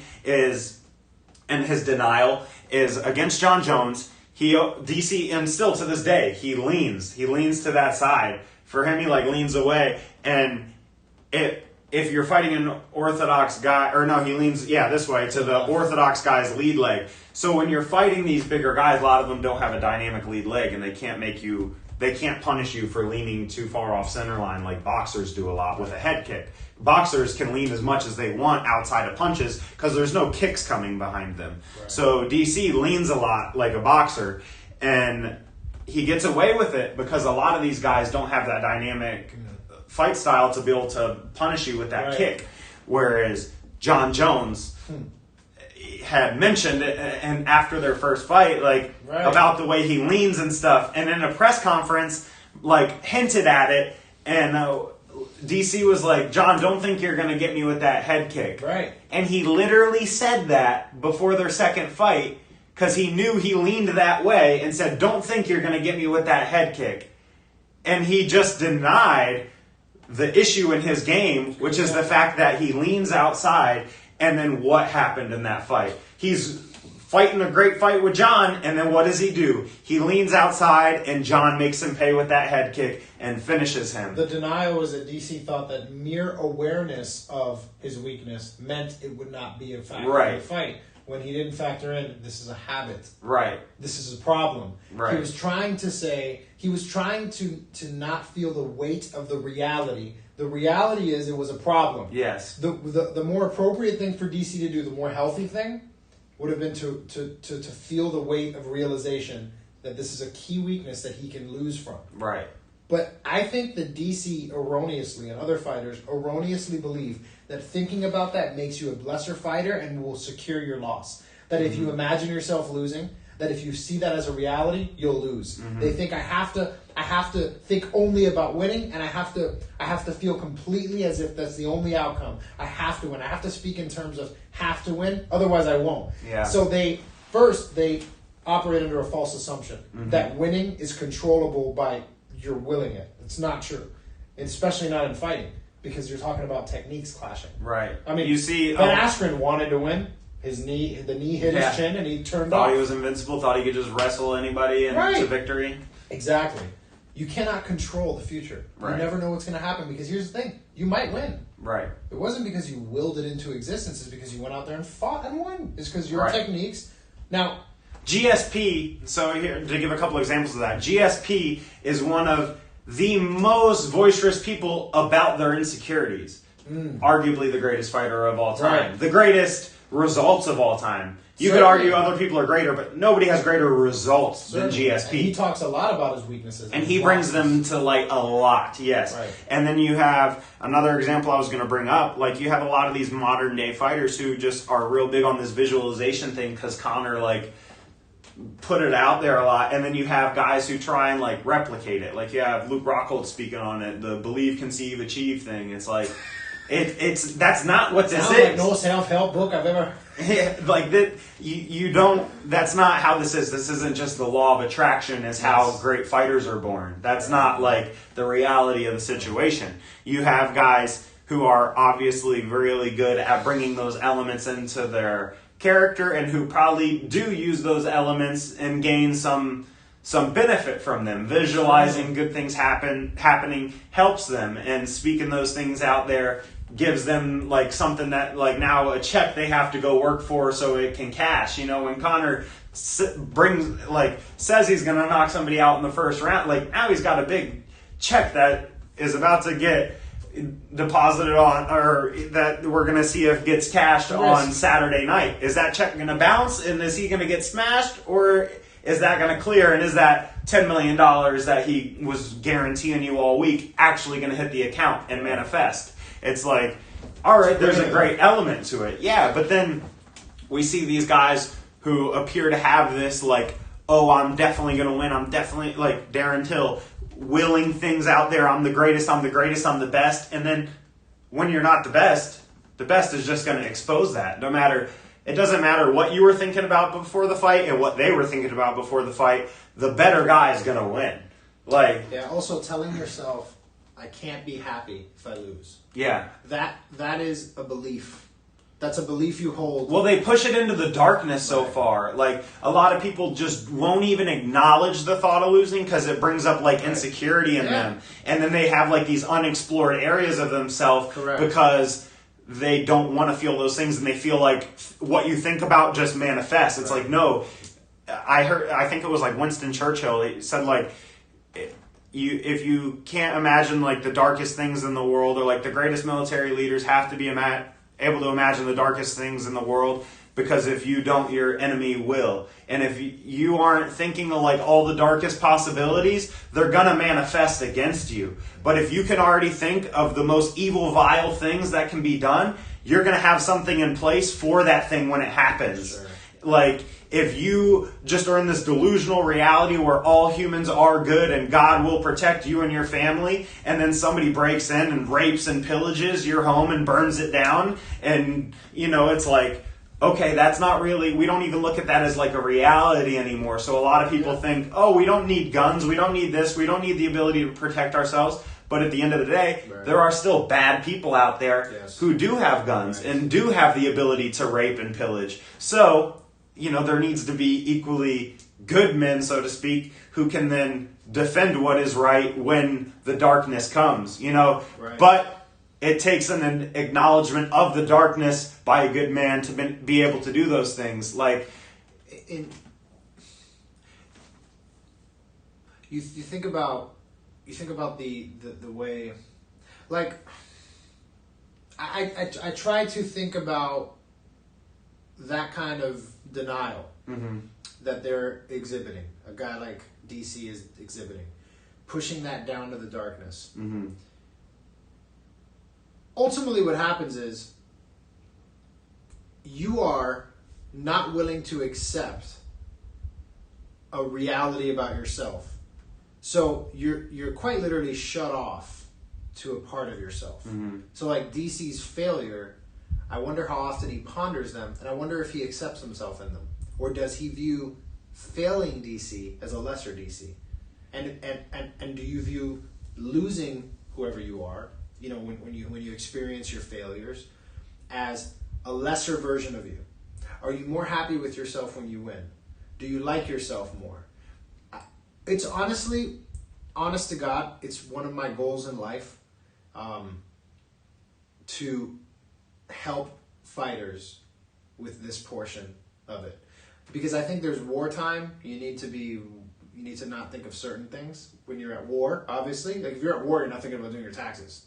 right. But I think there has to be a disassociation between your identity as a fighter and your identity, period. Yeah. Like there has to be an understanding that this is just what you do. This is Right. who you are. When you go into war, though, like you're saying, in war times there are things to think about and things to not think about. But you can't go into war times just thinking about killing. You have to go into war times thinking about dying. Sure.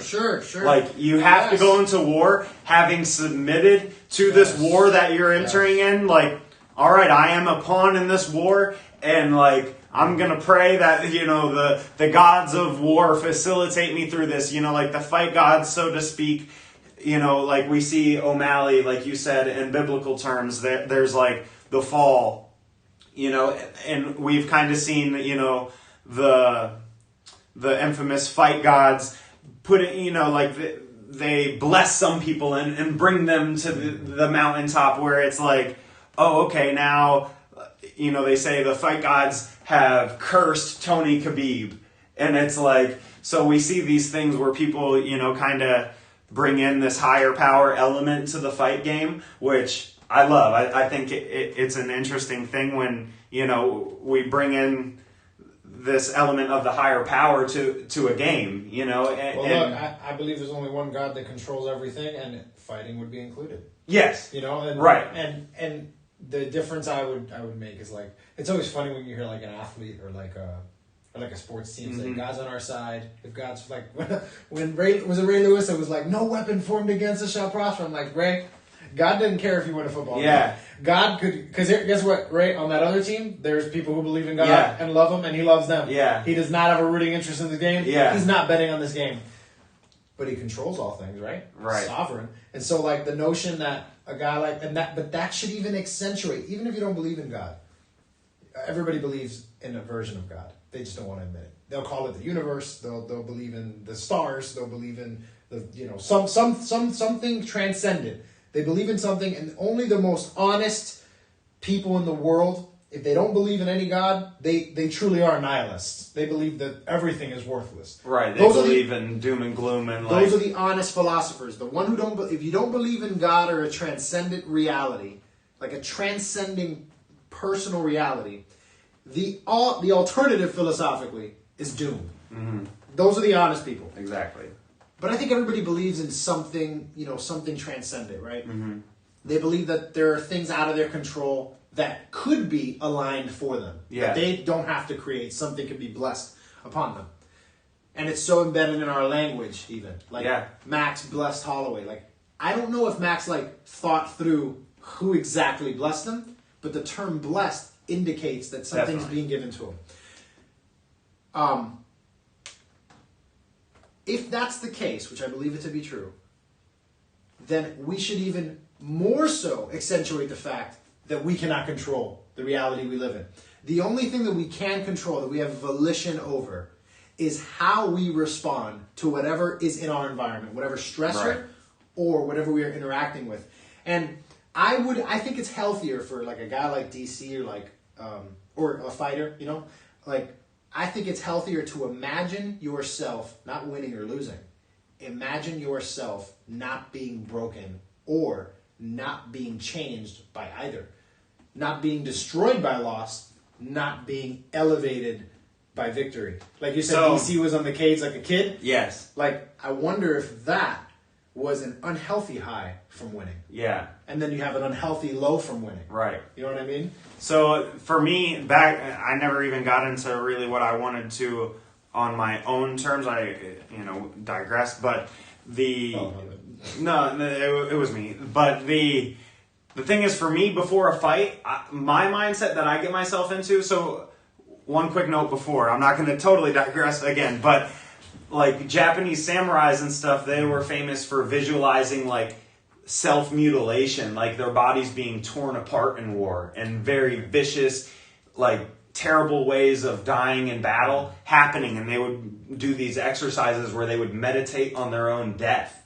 And they supposedly gained great power from this because then they were freed from it. Now they weren't running from this like monster in the dark. You know, it's like that thing when there's a dragon in the house, you have to address the dragon. If you don't, it's just going to keep growing and growing. And if you try and pretend there's not a dragon in your house, eventually a dragon's going to be running your house that you're trying to say doesn't exist. When it's like, really, there is a dragon in the house and it needs slayed. You know, like a lot of people, it could be an unhealthy marriage or something, and they just act like it doesn't exist until the dragon is now like burning down the house and you walk in on your significant other cheating on you. It's like, well, the unhealthy relationship we had should have been addressed 2 years ago, and that would have stopped the affair that's been happening for the past year that we've been ignoring. Like, so, you know, there's like these dragons that can be addressed or they can be ignored, and then they become real problems.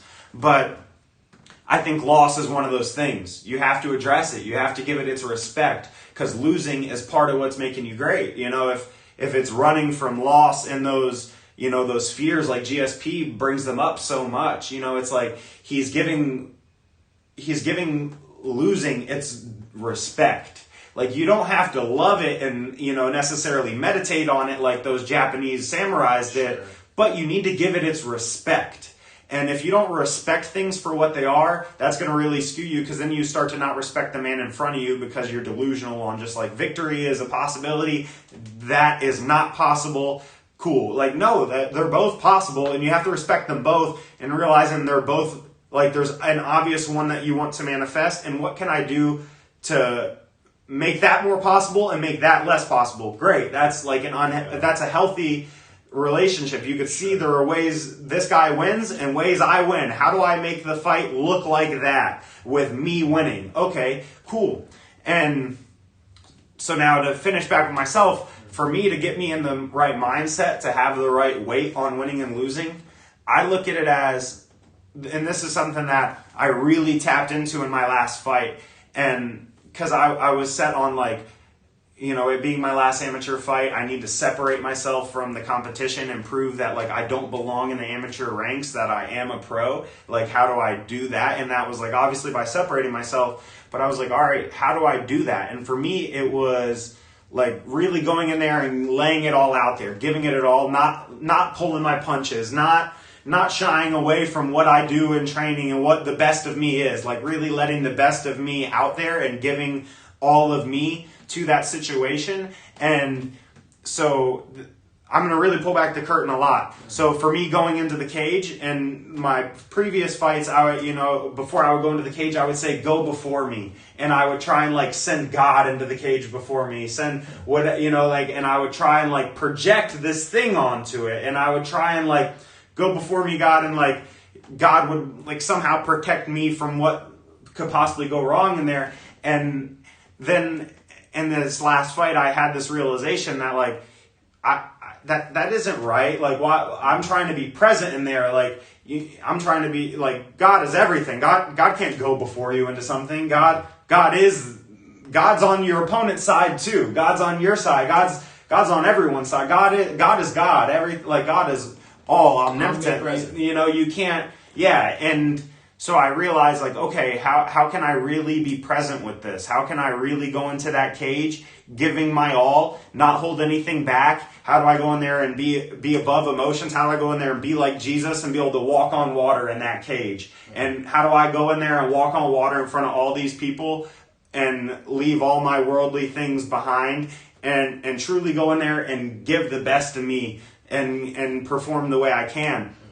And it came to me a few weeks before my last fight was, okay, I need to go in there truly prepared to die. And then that thought led to something even deeper, which was like, okay, I'm not waking up Sunday. Saturday night, that fight is the last thing that I'm going to have to give to this world. So I was like, all right, so how can I leave the world a better place just based off my performance on Saturday?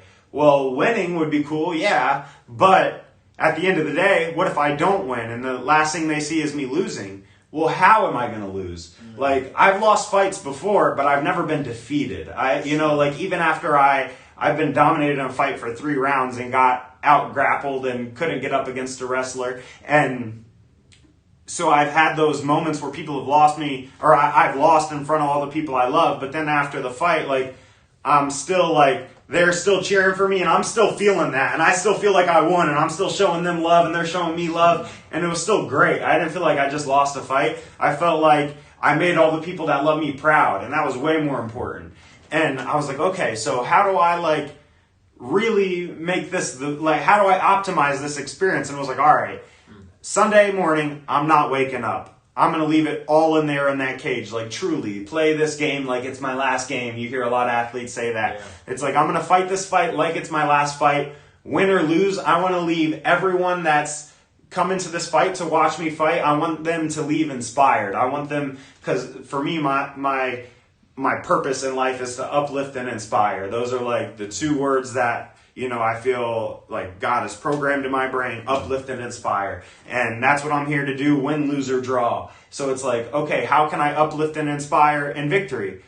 Great, by being humble and by, giving the praise to the people around me and God, being humble in that moment. And obviously there's a little, feeling yourself in that moment and a little self-expression and bragging for your team and stuff, and that's where it goes to, for me, is trying to use that moment to be like, what, you can't mess with us, whatever. It's like a team thing. Yes. It feels like you and your people won, so to speak. Sure. So I wanted to go into that fight knowing if I lose, they're going to feel inspired just because the fact that I have no quit, and they're going to be able to say, like, wow, that guy really went out on his shield, like he died fighting for us, or it's gonna end the other way, and I'm gonna be the one victorious, and possibly even in dominant fashion, and that's gonna obviously inspire them, and they're gonna take so much from it. So that's what I really went into that fight with, like, all right, Sunday morning, I'm not waking up no matter what happens. Like, not like literally I'm going to get murdered in this fight. Like, it wasn't some crazy, like, oh my God, I'm going to die in this fight type mindset. It was just like, that's it. This is the last chapter of my life. How do I make it an inspiring one that is going... Because not all movies have great endings, but there are great movies that make you feel terrible. So it's like, even if I die, how do I make this a great story that people can look back on and take inspiration from, even if it, no matter how it goes. And I try and really put myself in this state where I'm just being the best version of me no matter what.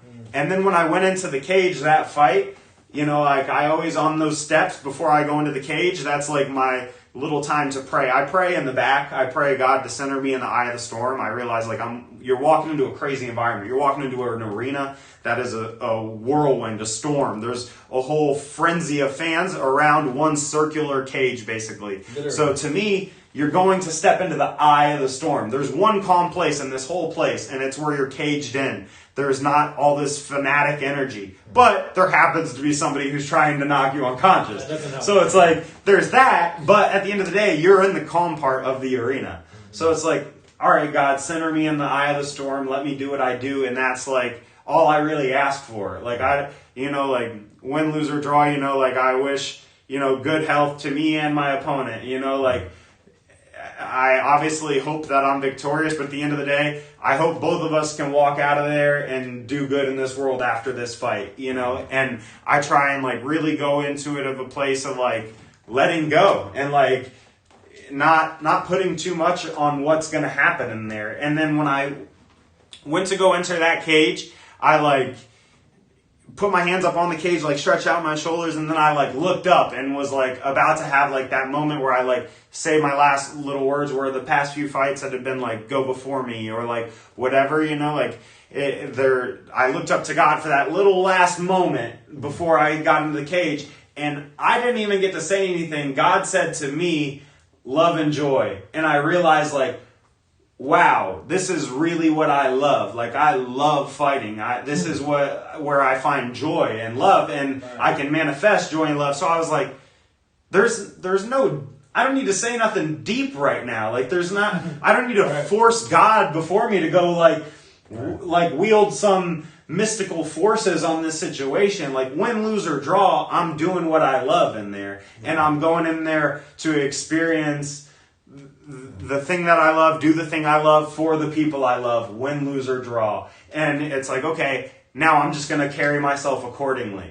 And, that just really calmed me, centered me, and really brought me above what I was doing, and I was able to walk on water. And luckily for me that night, it ended in spectacular fashion. I knocked him out, and it was like, I was able to show myself that night, and I was able to really like have a performance where I feel like I did do what I needed to do, and was able to perform the way I wanted and manage the energy I wanted, and I felt like a true pro after that fight. And I was like, okay, now I'm ready to go pro, because I have figured out how to master these forces of going into a fight. Obviously, I haven't mastered fighting. Like, I'm going to master that through my journey in my pro career, but I feel like, okay, now I'm in the place where I'm emotionally ready. Like, I have gone through this energetic conditioning of making that walk to the cage, getting in the cage, preparing to get in the cage backstage. And now I have like a way of conditioning myself for the right psychology,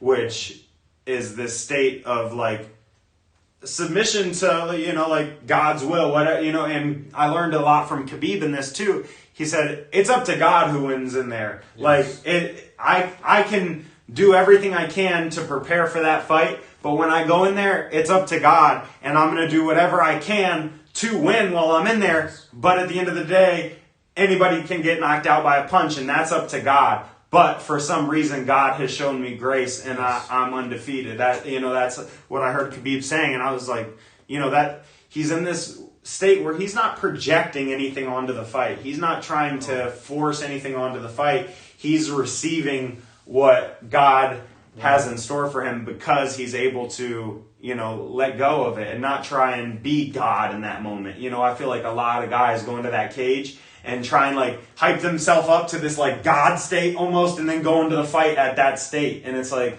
no, you don't train like that. When you train, you're just training to see what's possible. All right, I'm going to go into this cage right now when I fight to see what's possible. Right. And I'm confident that what's possible for me is going to break what's possible in him. And that what's possible in me is going to be greater than what's possible in my opponent this night. And then I'm going to get to celebrate and enjoy the fruits of victory with the people that I love. Right. And that's healthy. Yeah. Yeah. Now, it reminds me, I want to say one thing before we do Fight Corner Roll, which we'll have to kind of go through a little fast. Yeah. But it's for a good cause, because we're having a good discussion. Definitely. In counseling, you learn, and there's some questions you can ask a client where you essentially ask them to visualize and imagine themselves actually being the victim of their worst fear. So like if they're dealing with a dilemma, an anxiety, a fear, you ask them to follow the rabbit hole trajectory of that. Mm-hmm. Okay, then what happens when that happens? Okay, my wife leaves me. Okay, and then what? Now we have to go through a messy divorce. Okay, and then what? You have them follow the trajectory. The purpose of this is that when they get to the end, they're still surviving, and it's not. You say what? So now what? Yeah. And because ultimately, a lot of these things that we fear We fear because we're operating under a false belief that reality will destroy us. And we Fear, have not, false evidence appearing real. Right. So we haven't imagined ourselves thriving, succeeding, recovering, and still being stabilized even when this happens. Right. Denial helps us avoid that reality. Death is the ultimate thing we're denying. So when you say that the samurais imagine their deaths, I think that's a sign of wisdom. Yes. Existential theory, which influences existential therapy, which is a lot about immediacy, a lot about being in the here and now, and it operates under the assumption, it theorizes that all human beings are dealing with 4 elements of reality. I forget off the top of my head, but I know one of them, and the major one, the ultimate, being death. Everybody is dealing with the reality, the existential reality of death. And everybody has crafted mechanisms to avoid it, to avoid thinking about it, to avoid it entirely. They've crafted a life of safe barriers, or they've afterlife. They've crafted an afterlife for themselves. But that existential theorists believe that God is just a theorized crutch to deal with death. I obviously disagree. I think actually existentialists borrow from spirituality and religion from a practical standpoint and then reject it on a theological, philosophical standpoint, which I find hilarious, but they believe that. They believe that the ideation of God is to deal with the concept of death. Now, there is an extent to which that's true. Don't get me wrong. There is an extent to which somebody can have a very superficial view of God as merely saving them from death. And I don't think that's the only thing God would do. So I think that there is truth to that. But it's not just our ideas of an afterlife. It is literally everything we do and say. False hubris, pride, self-elevation. All of these things are theorized to be a response, a mechanism to deal with death. Yes. Loss is a representation of death. In many people, loss symbolizes a death in that they feel like it'll destroy them. They feel like they'll be forever changed after. And so our worst realities, failure, all these things, I feel like point to this greater reality that we're human, we're vulnerable, we can't do anything we want. And this finitude, this shell of fallen unperfectness, we will do everything we can in an unhealthy state to just avoid thinking of it. Yeah. Well, and I think it comes down to a loss of the big picture mindset. It's really easy, especially in today's day and age where we're constantly reinforced with like social media, where you get on social media and you're looking at individuals and then you're projecting yourself onto social media and then responding to how other individuals are responding to yourself. So it's like we have all these things in place in our life. We have relationships and roles we play in our realities. We have the social media reinforcing the self and the image of the self, and then there's the one we're trying to project, and then how people respond to it. How are those aligned? How do we adapt to that to try and like constantly keep this self out there? And then we have like our jobs and just our lives. We wear different hats, like everybody has their roles and whatnot, where they feel like a character in different games or pawns in different games, and like we all have these versions of ourselves that we see all the time, and we're like stepping into different versions of ourselves. For some people are very genuine and consistent across all things they do, but still at the end of the day it's very like self-oriented, where at the end of the day it's like it's about the big picture. It's not all about you. Not everybody in the room is thinking about the noise your arm just made on the table, and you just go, that was the table. It was like, nobody thought you farted, dude. And a lot of people just like, that's a silly example, but a lot of people are living in that what state. That's called in social psychology? It's called the self-serving bias. Okay. Everybody has a self-serving bias. We always believe ourselves to be the center of the universe. Yes. So when we walk into a room, we think everyone's looking. Yes. How could we possibly think Right. that? It's like the birth of paranoia and pronoia. Paranoia, people who think the universe is like conspiring against them, and pronoia, people who think like everything in the universe is working for them. And I think that a lot of it is just, like I was saying, the loss of the big picture and the view of the self, where I've been doing a lot of meditation right now on the headless way, and it's about being space for the world. It acknowledges that we are an individual, but one of the meditations, for example, brings you through the 4 stages of life, which is like infancy, where you are only space for the world. You literally don't even realize that you are a human yet. You're just like a baby that is your environment, and that's like the infant. And then there's the child who becomes aware of the self, but still is space for the world most of the time, and is really easily able to tap into flow states and stuff and enjoy what they're doing in the present moment.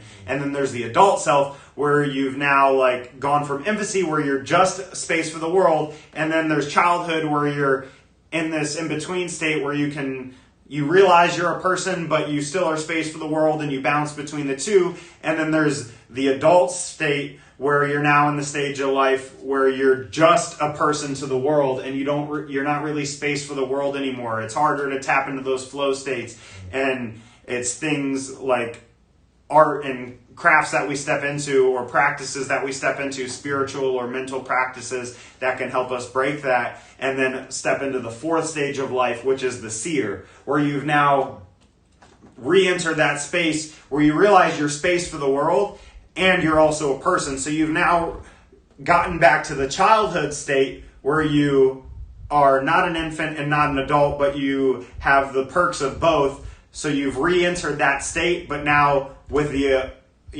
with the insight you've gained from going through all those stages. So now the seer is the childhood state with the gained knowledge of going through all those states. So that's like, entering that seer point of view is, I think, like enlightenment, so to speak, or woke, so to speak. People who see the bigger picture, see what's going on around them, and they're not so quick to just be like married to a party and not be able to even have a conversation with somebody who thinks differently than them because it doesn't align with them. There are these people who have now stepped outside of that, and they realize like, oh, the MAGA hat wearing, like, real old school, like, Trump supporter in front of me that I'm having this conversation with right now that's giving me uncomfortable feelings is part of me. And I need to have this conversation to, learn the shortcomings of both of our perspectives and maybe gain a little insight from this. Oh, and now this, like, totally opposite of the Trump supporter, the like super liberal Bernie supporter, there's a little bit of them inside of you too. Oh, cool. Now I'm providing space for them rather than just trying to project myself on them. And now you're both gaining from that situation, where like when you're not so just married to being a self in every situation, you might learn from that situation. You might grow from that situation. You might change. But when you're always being a self in every situation, like you're just stuck in this super serious adult state. Like I think a lot of people experience it when they have kids and they become a parent and they take themselves super serious,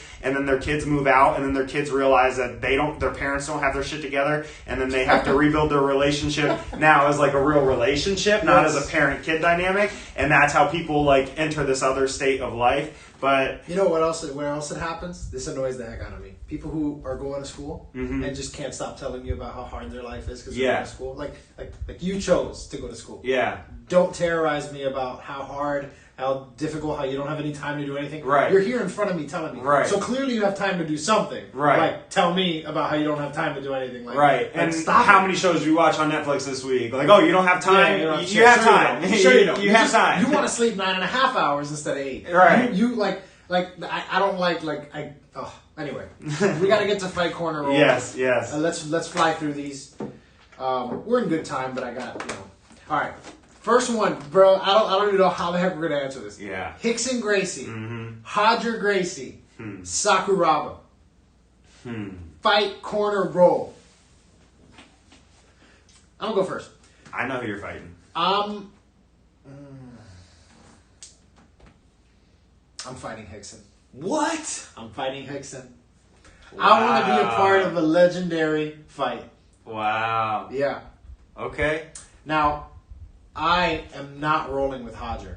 0 chance. Because remember, I want to roll in the gi, and I like to breathe. Yeah. I would not like to be suffocated by a real life bear. Yeah. So I'm going to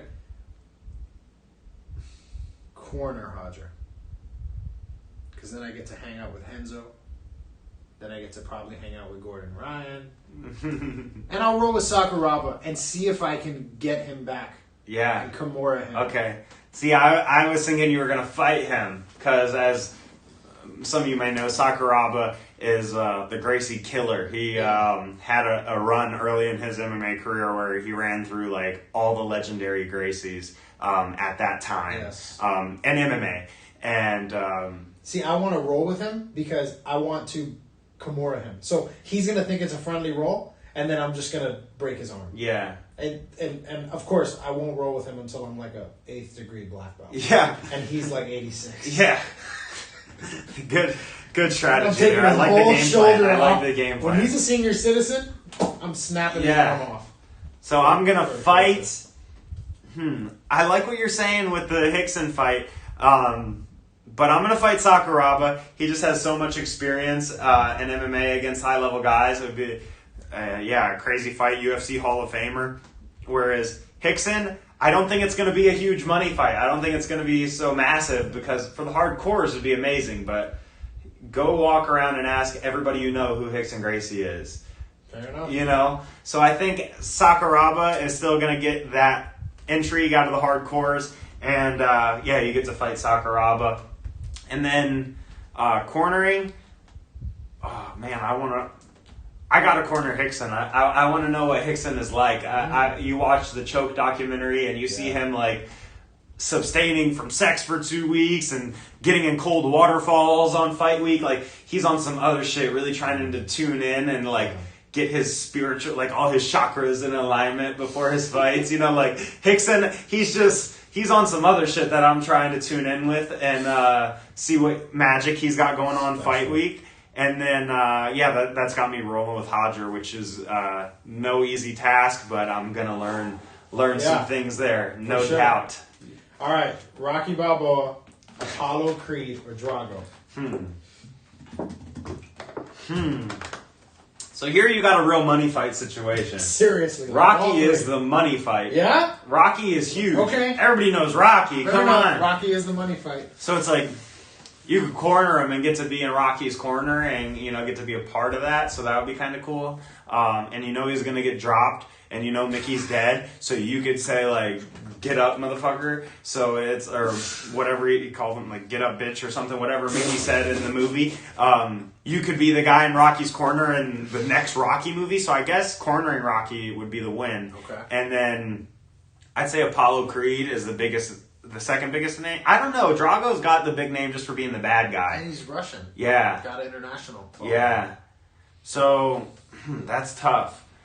I'm going to fight, I guess, the bad guy. That's going to give me the good guy push. Okay. So I'm going to fight the bad guy, and then I'm going to roll with Apollo Creed, who is the good guy. He's got respect. He's obviously Rocky's one of his rivals, but one of the respected good guy rivals. So whatever, I'll just roll with him. He's a boxer. Okay, so I'm going to fight Rocky. I'm going to roll with Drago. And I'm going to corner Apollo Creed, and I think I can prevent him from dying. So I think I can help that. Make him wrestle? Yeah, he's not going to die. I would have already abused Drago in a grappling room, and then his confidence will be completely lost. When he goes to fight Apollo Creed, like, Creed is going to be okay. He's not going to get dominated in that fashion, because Drago would have been broken. And so it'll be fine. I'm gonna make all of this stuff smooth all the well. Now it's gonna affect Rocky because he's not gonna get his big money fight with Drago. Yeah. But hey man, he's gonna fight me. He's Right. gonna be able to beat me, and I'm the guy who broke Drago. So he's gonna still get his height. Yeah. All right. Lastly, SpongeBob, Patrick, or Squidward.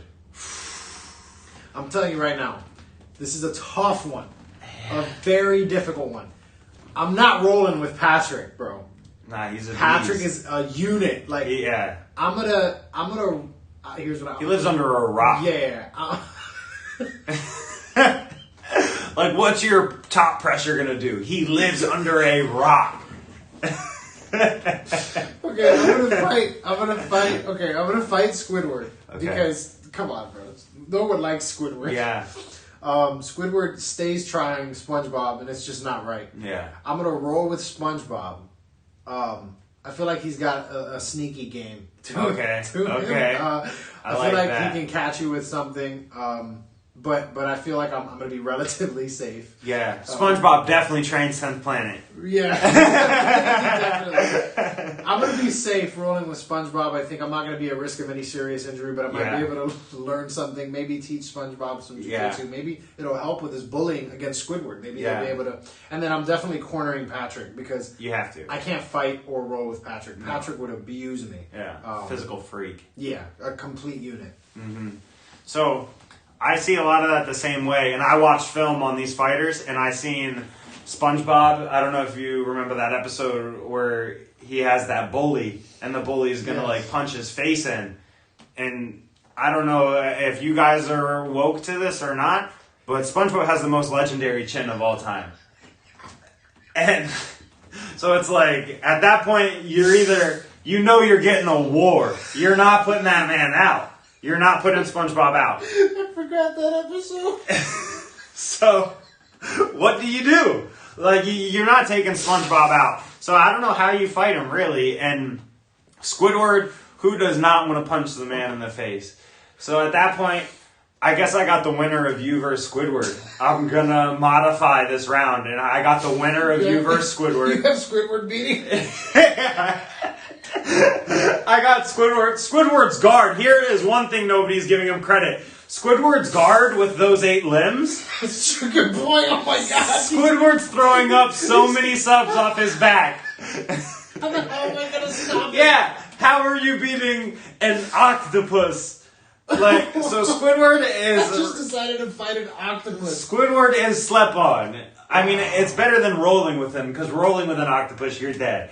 So maybe you could catch Squidward, but I got the winner of that. So I'm going to let you two build the hype up on that, and I'm going to hop on at the end of the hype train and hopefully derail it. And then, yeah, we got to corner Patrick together. I don't think...